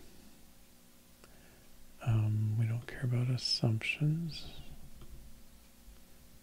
Did we have that open before? I don't remember that. All right, so we'll create a new one. 344. Okay, with a little bit of money. I guess it should be 344. All right, and now this should select, it should show, oh no, that's good. Okay, so it's showing the first one in the list because it's not sorted. But if I just do an update, a create, I should get that, Tim at 60. Not person not found. Okay, so let's delete that one. All right, that proves to me that I should have used sorted here. And we'll run that again.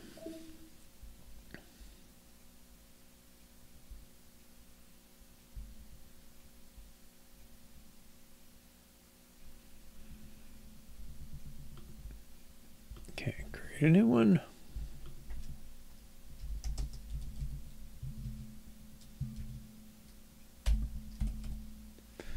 $345 should come up Eliza 60.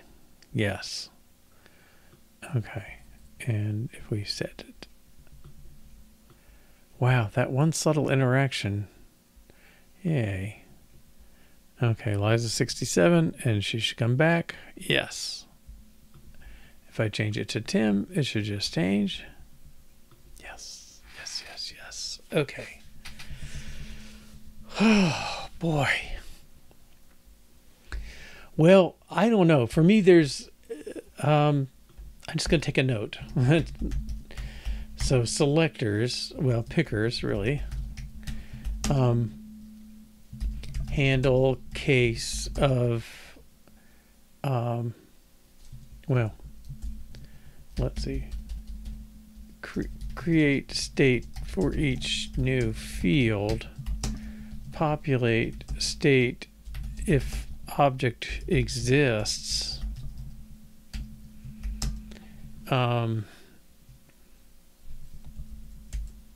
That's in the constructor.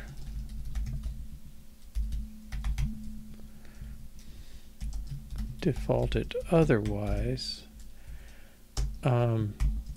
Use dot on change value initial of true to make sure object gets written if nothing is changed, and then use on appear to ensure there's a default value if constructor couldn't create one. That was tricky. Now,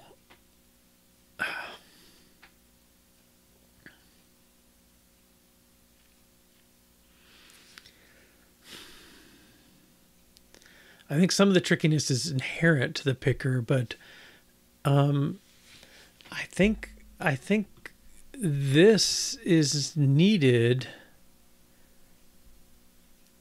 in that case where you started it unspecified and you clicked age, go like, oh, that's exactly what I want, Liza 60, and you hit save. If you don't have initial true, then we never created the real object. So I think that has to be there. On the following ones, clearly if you change it, it should change. So there's no question there.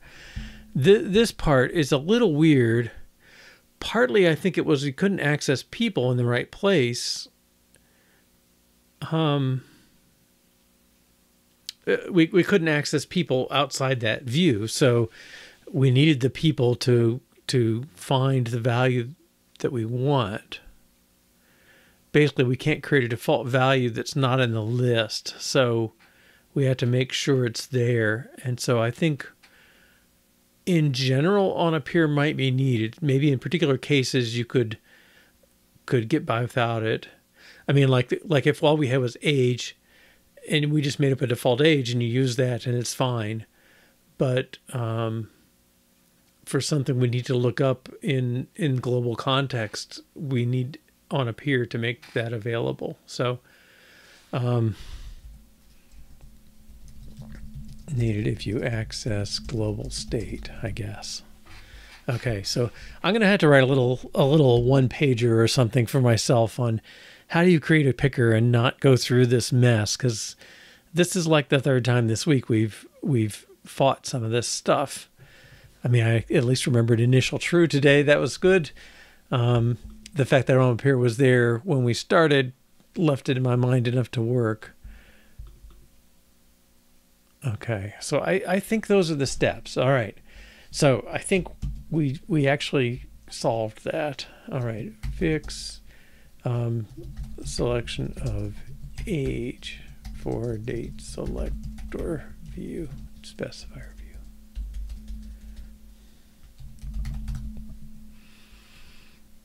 All right, but now it's suspicious to me that people are grabbing people from persons from that people collection. All right, so let's find this again. Oh, what's your problem? Min or max sorted first.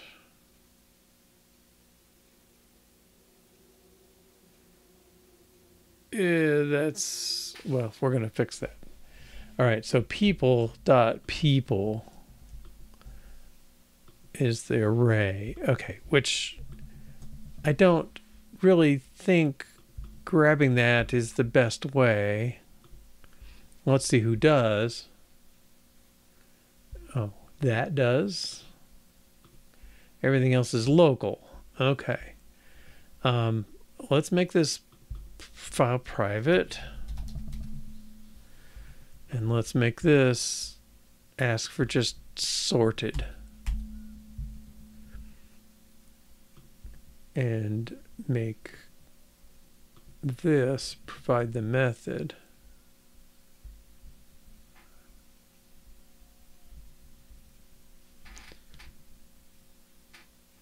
that already exists. Okay. I wonder if it's going to find stuff in views if it's not building the whole thing.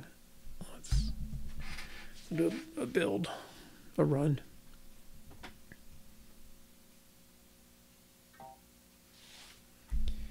Fiume app.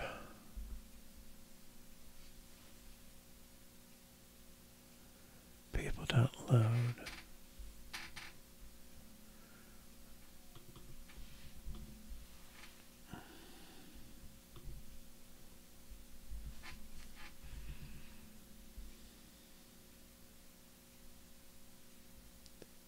Well, if that's really the only call,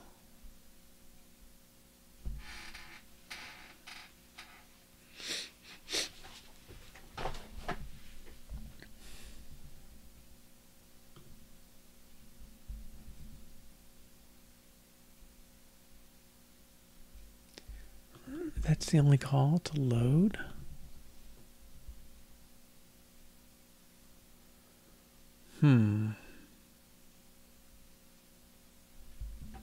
Well, we could make it take...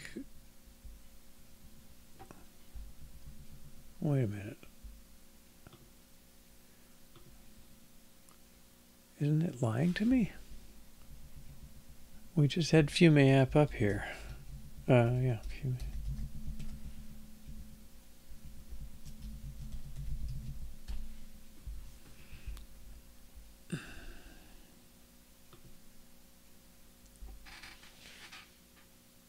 Why doesn't that count as a call of it? I don't know. New people is of type people.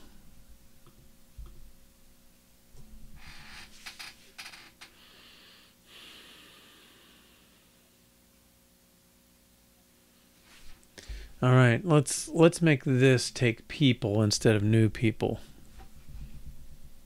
Okay, and there will be a test. I saw one somewhere.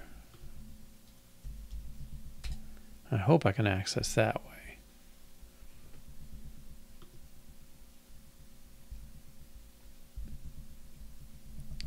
Okay. It should be broken in two places code-wise.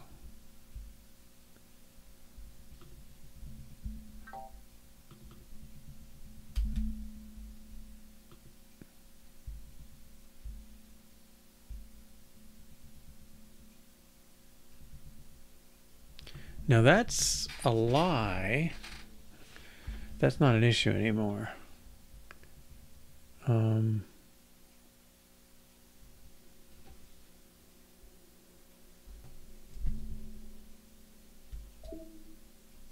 ran tests.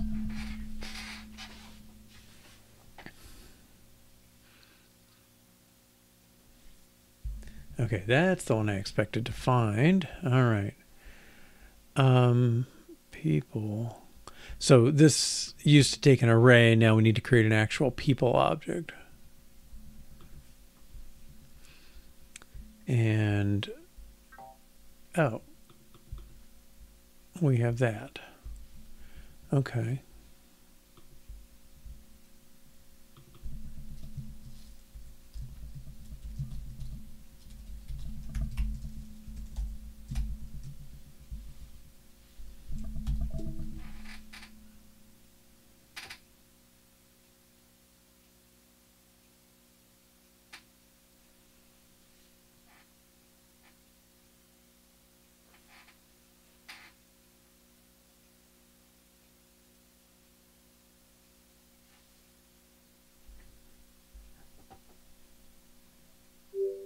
Good.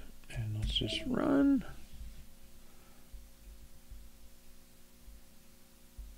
Now I'm surprised he's still complaining about that, because he doesn't really know it's sorted. He's just looking for the verb and claiming it's a problem.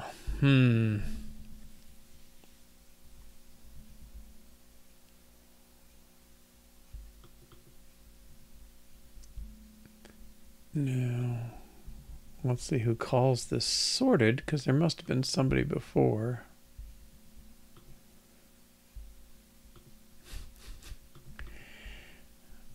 Come on, Xcode, wake up.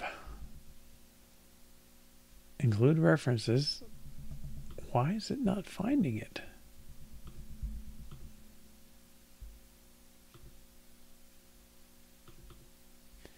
Okay, I'm going to rename that to all.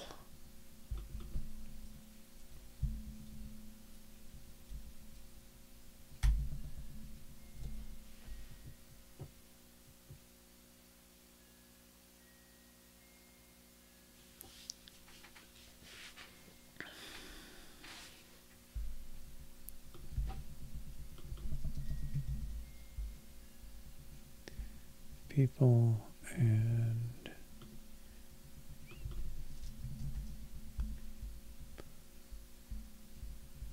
yeah. All right. Let's. Oh.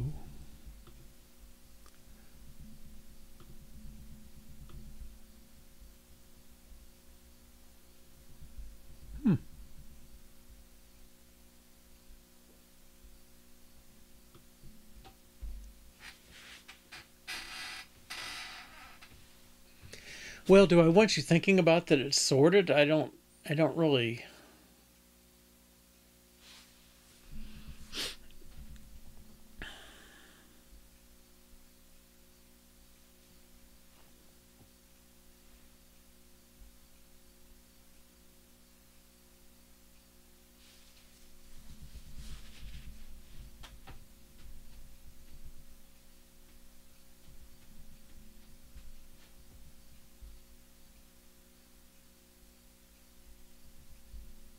Why is that?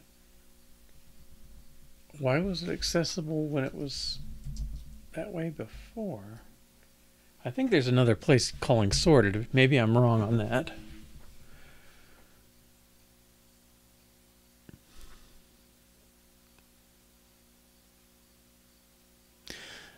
Yeah, because I mean, I could sort them as I inserted in whatever if I wanted to, so it's not implied that it has to be sorted here, but I don't know. All right, well, I think we are good again.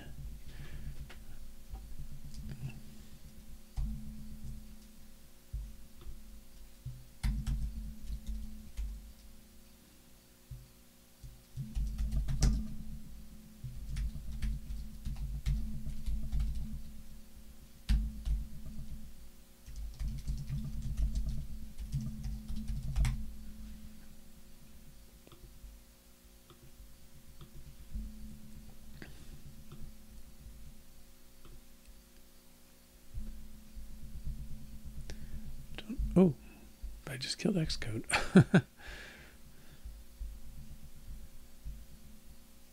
Or maybe no, it's gone.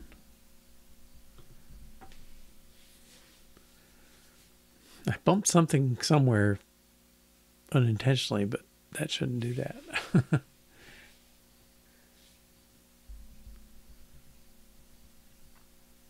Okay, I think we committed. Oh yeah, no changes. Okay. Let's see.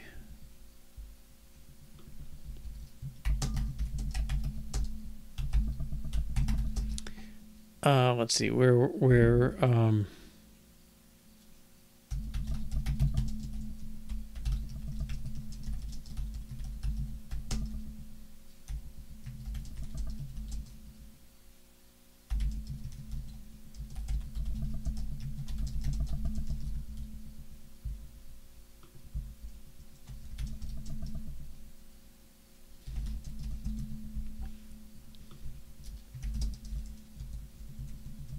okay, I think that's close enough. Age drop down. List of gross values should only have APRs. Yeah. I think that was. Oh.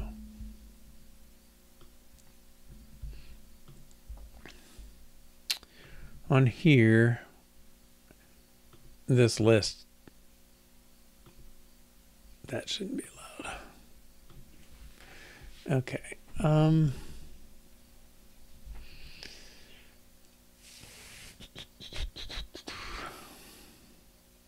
Yeah, we have a function that filters it. This is on layout view, I think.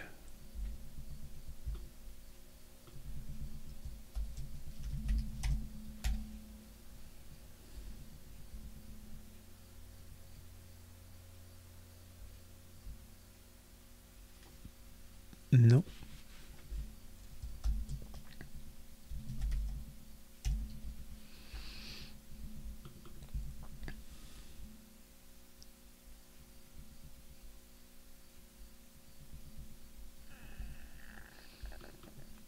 Selection is growth array assumptions dot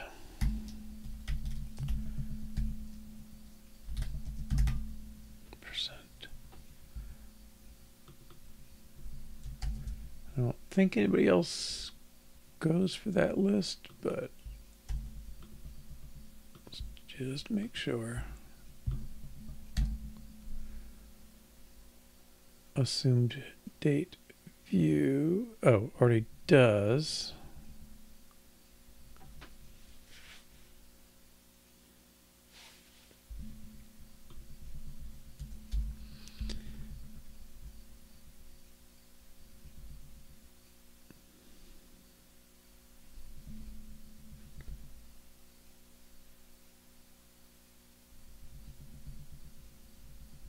What's the assumptions environment? Okay. The assumptions. Let's make this work for both cases. Oh no, he doesn't care what types they are. That's okay. All right.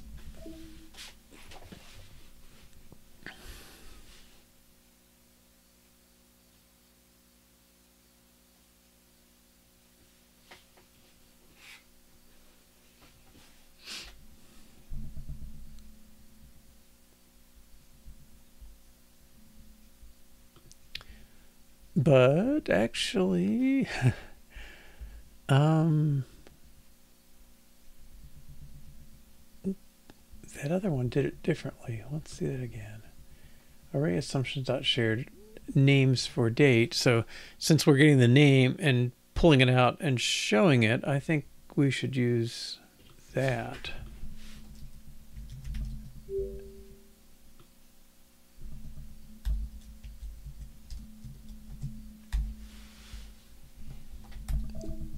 Whoops. Okay. Guess we had a good reason, or moderately good. Test. Yeah, we use shared in the other place because we didn't have access to it from the environment, but we have it here, so they're the same. The problem is we need it at the code level in the model. In the other case. Sorry, that one was in the view too, but wait a minute.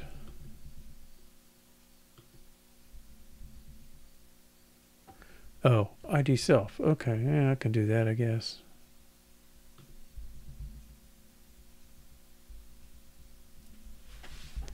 Wherever it went.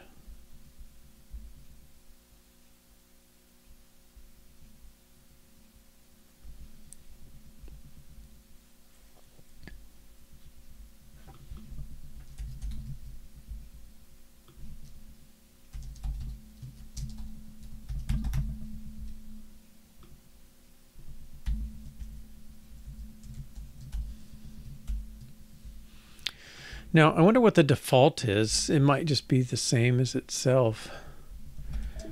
No,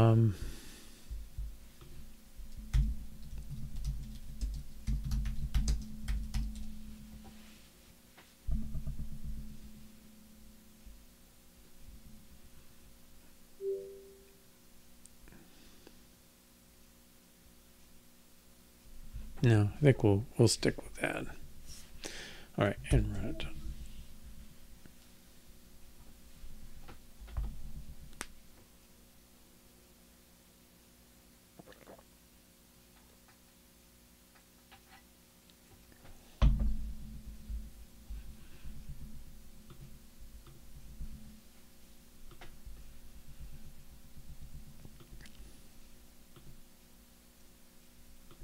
That's better.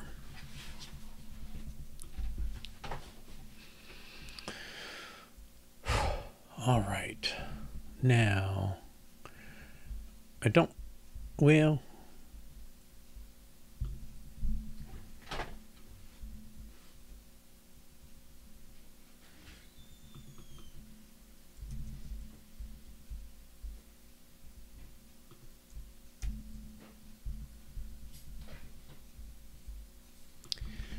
let's do this easy one. I don't know if I'm seeing time to finish and do the errors one. I may either, well, if I pop up tomorrow or this weekend, you'll know why, because I'm going to just try and squeeze in the error stuff. But let's do these couple of easy ones. So this is the edits. Well, it's that same view, right? The edit layer view.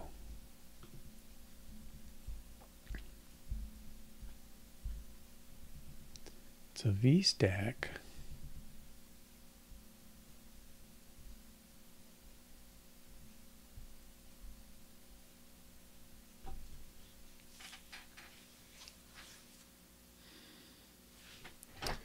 Now, I'm a little...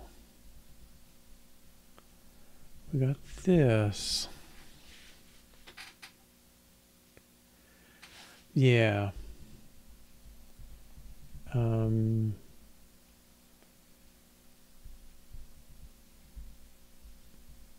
Is it just like dot footer? I don't remember if I've done it this way now.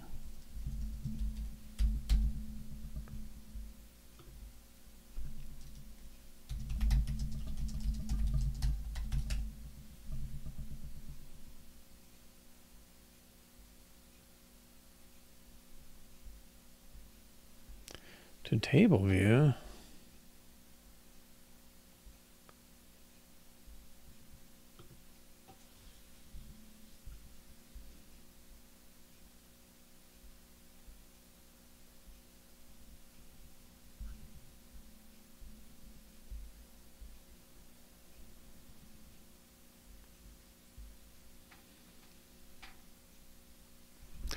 Oh, it goes on the section in a list. I'm not really doing a list there.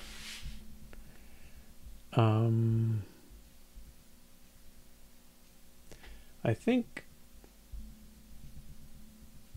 well, do I want the title?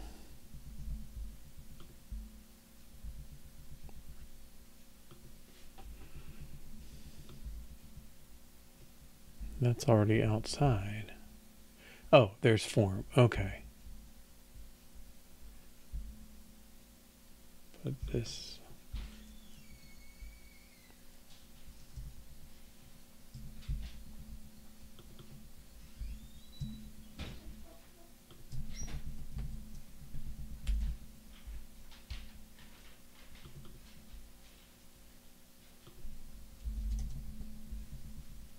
I think that's all in the VStack. Okay. Let's run that.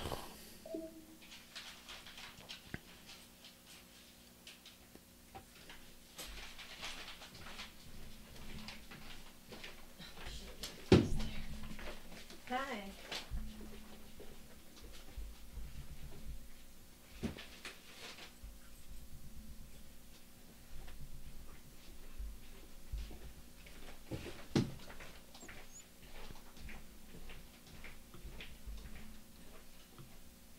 Yeah, that's it.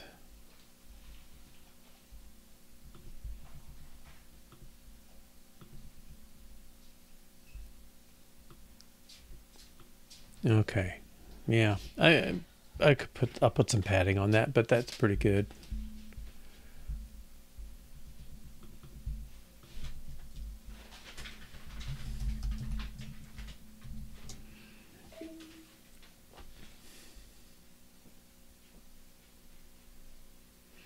That's another one I could have done any time in the last 6 weeks and been better off for it. Yeah. Yep. Okay.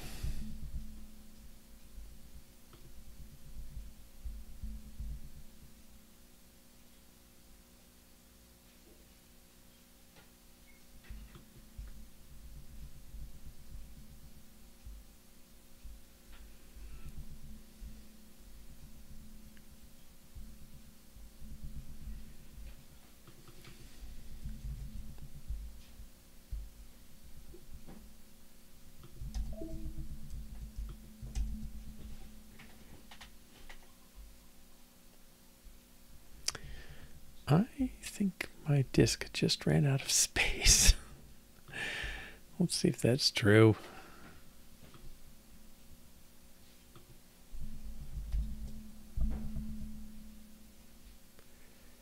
It's close enough.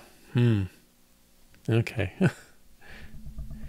Yeah, because I've made that mistake over and over. All right, so I think my local recording stopped, but Twitch is still going, so we'll keep going.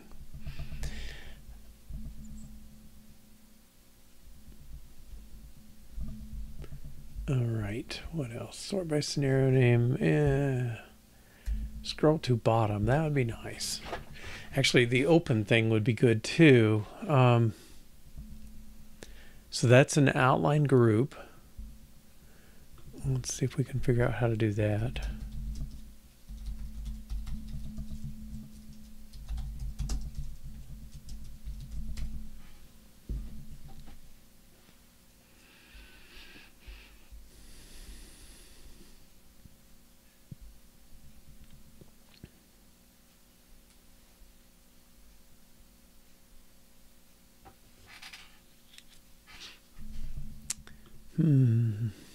I think we looked before and didn't see much.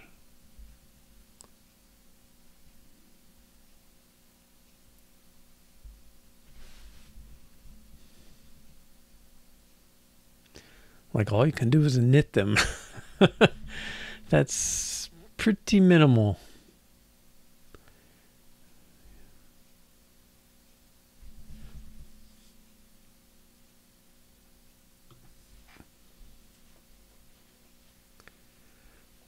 Oh, no, interesting.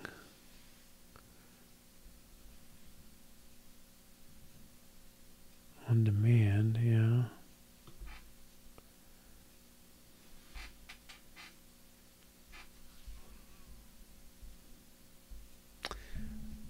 I'm kind of just not seeing it. I don't know if you have an option on this.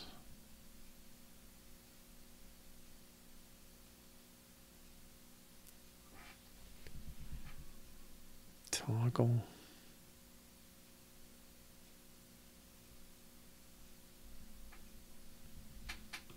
It is expanded.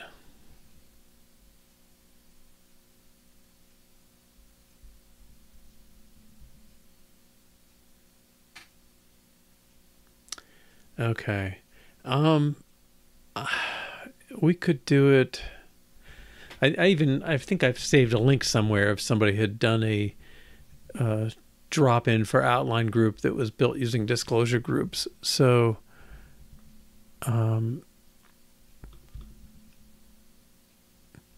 that might be worth doing.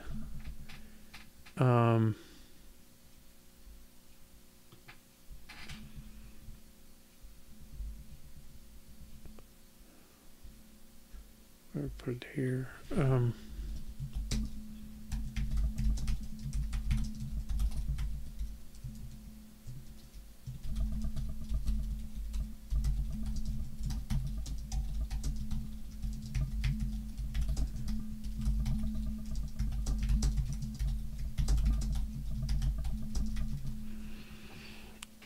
Yeah, I was hoping I could at least just grab it directly. But is there no...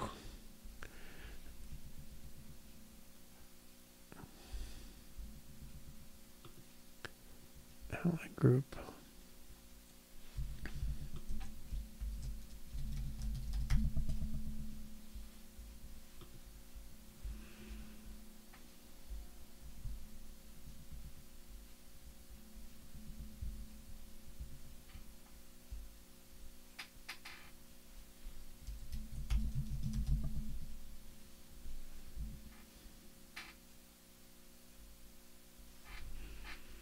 Create sections that expand.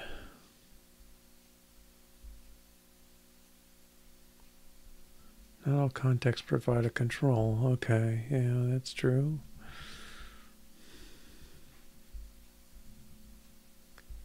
Ugh, it's...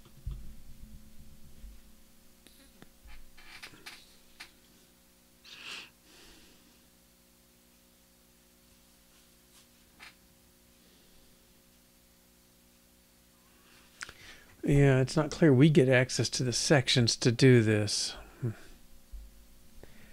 I mean, I'm sure it can be done.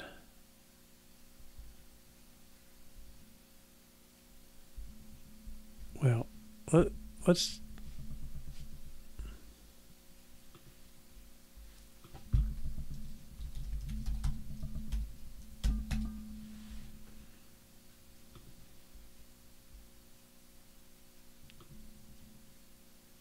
Yeah, there's no is expanded.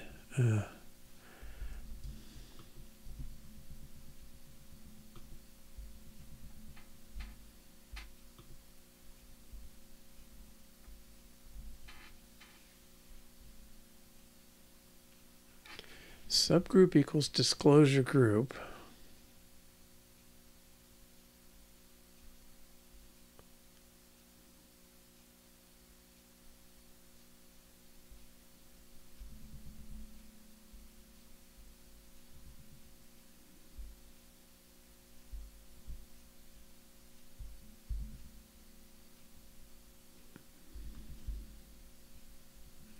I'm hoping there's a constructor that has is expanded or something like that, but I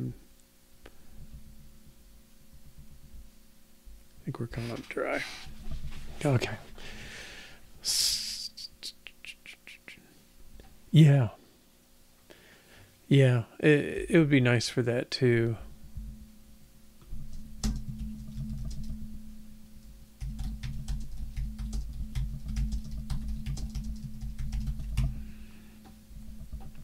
And this is one of those I may come back to at some point, but at least for now I'm not going any further.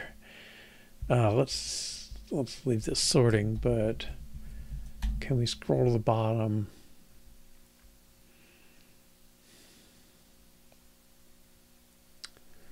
All right. Well, that's that outline group again.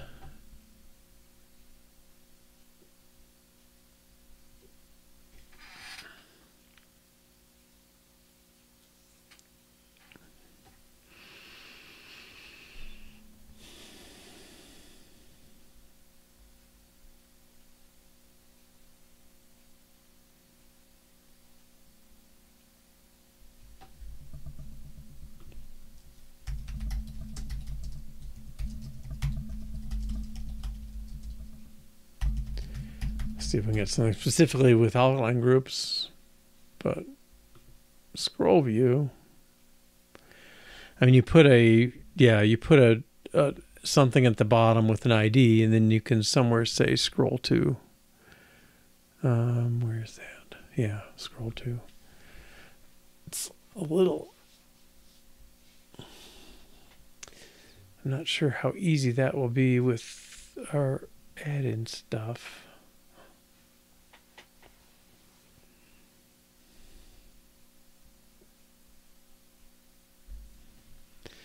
On change of entries value dot scroll to entries dot count -1. Oh, that's not a bad way.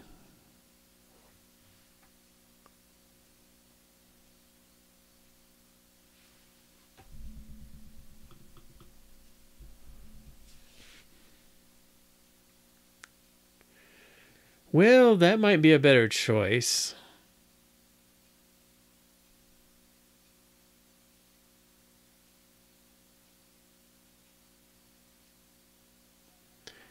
I mean, the newer ones are more interesting. Let's see what's involved with that.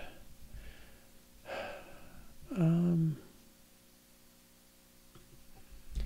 I don't know that edit layout view is the place. What does it do at the end?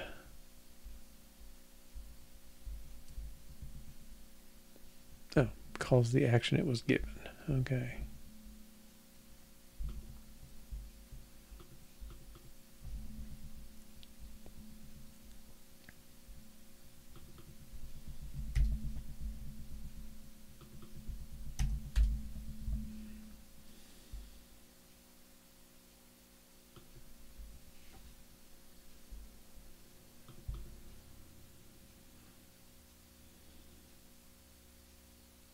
Trying to think if there's a reason I would ever not want them at the beginning.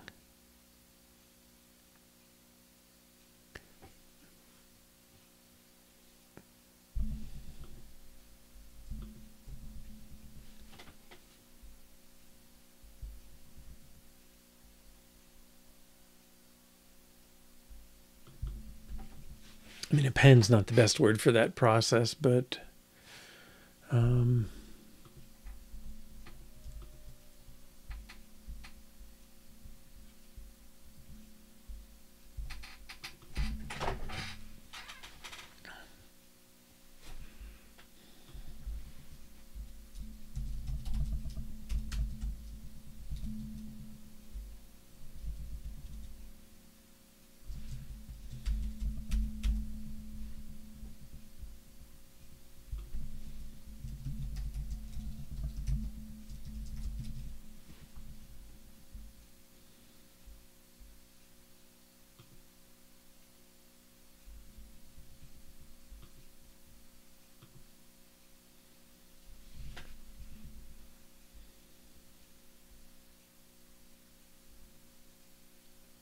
that's kind of annoying.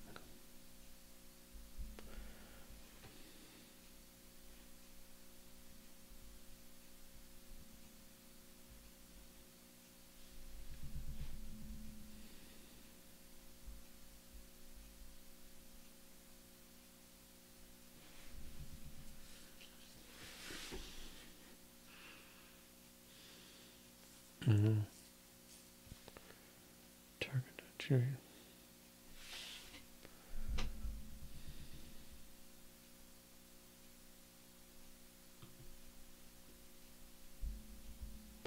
Yeah, insert at is what I was thinking of. Oh, relatively. Okay, insert new element at I.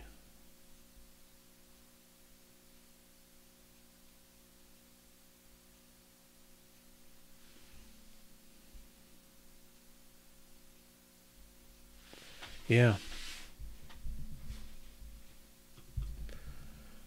Okay.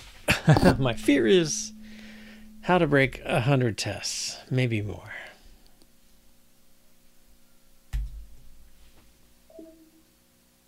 Oh.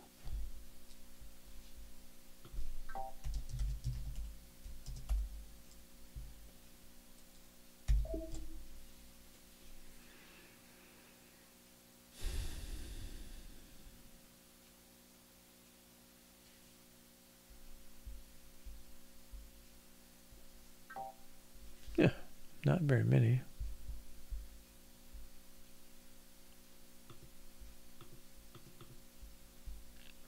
A plan.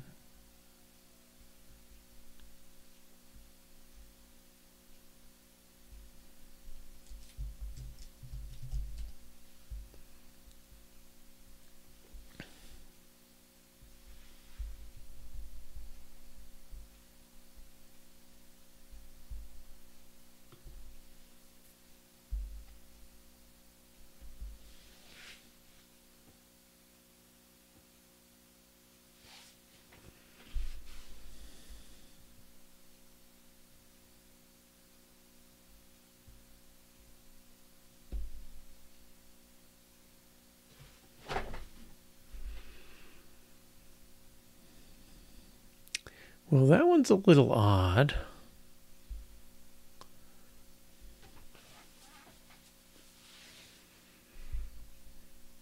You make a stream, make another stream. You got a scenario with those two alternatives.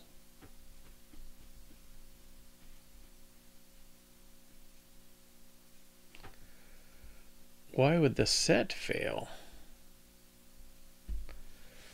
Job 2, income 1, job 1, income 2 does not equal job 1, income 1.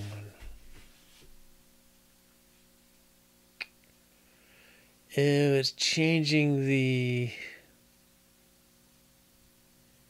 insertion?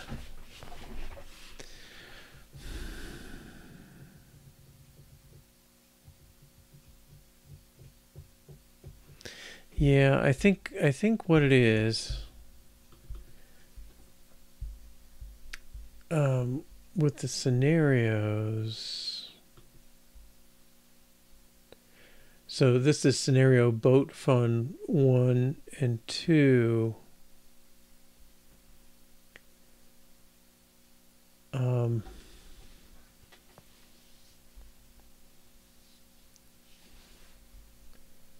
So before 1 was job 2, 2 is boat fun. We'll make a new one and see what happens. New scenarios. Boat. What else going to get? Big toy, whatever it is. That didn't do it.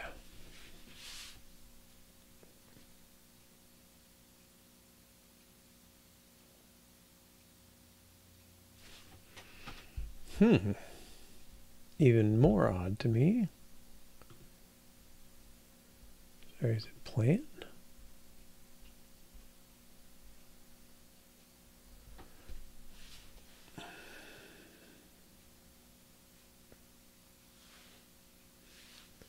So somebody called.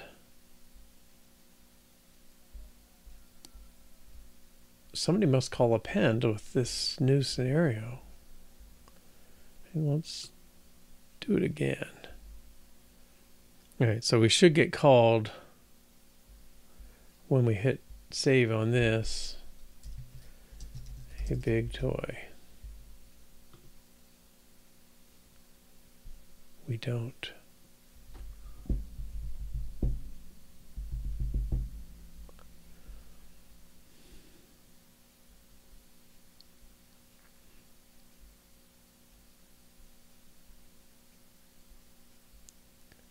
How does it get into the plan without being appended? Well,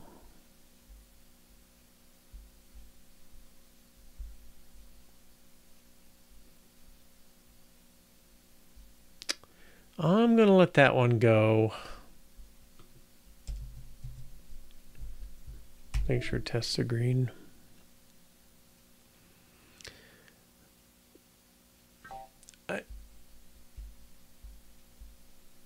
Oh, man. Okay. I am out of disk space. It's killing me here. All right.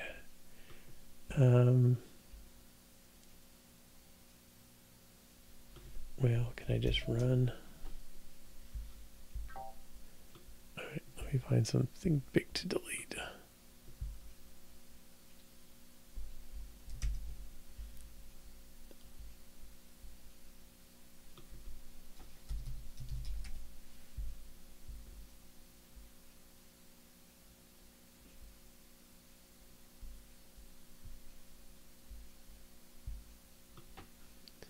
Well, we're out of time anyway. I will revert this one way or the other and go from there. So I may, like I said, I may come in at some point this weekend and do a session just to, this weekend, including tomorrow, I guess, Friday, Saturday, Sunday, and work out some sort of error reporting scheme, because I think that'd be easy enough to work out. It definitely sounds like less than one of our normal sessions. All right. And, but otherwise, I mean, as far as official stuff, we're wrapped up with this. Next week, or upcoming schedule. So next week we'll go to Kilt Calc. I've got a couple of bugs, or at least oddities, kind of around if you hit memory recall twice in a row, you get something weird. And then if you finish a sum, you can't just have a number there and say +7 equals like you can on most calculators. So we'll want to do that. And then there's ongoing issues around the keyboard, which appears to be, I believe we saw it before sometimes, and I believe we decided it was a Swift bug, but we'll see what we can do there. If I really get ambitious on it, we'll create our own little keyboard that we pop up as a sort of pop-up window, I guess, that can fill in a field. But in any case, I don't think that'll take more than the week. I'm traveling the following week, and then I'll be back September 23rd, and I've got a word finding game idea I want to do, and we'll give that a go. All right. Well, thanks Mudshark in particular for working through the whole thing with me on the on Fiume, and I'm glad we've made so much progress. I'm happy with the look overall. There's stuff, some of the white space and all that's a little off, but it's come along and it's been a good project. All right. Well, thanks. Have a good weekend. We'll catch you Monday. And yeah, if you catch me popping in this weekend, that's great too. All right. Bye-bye.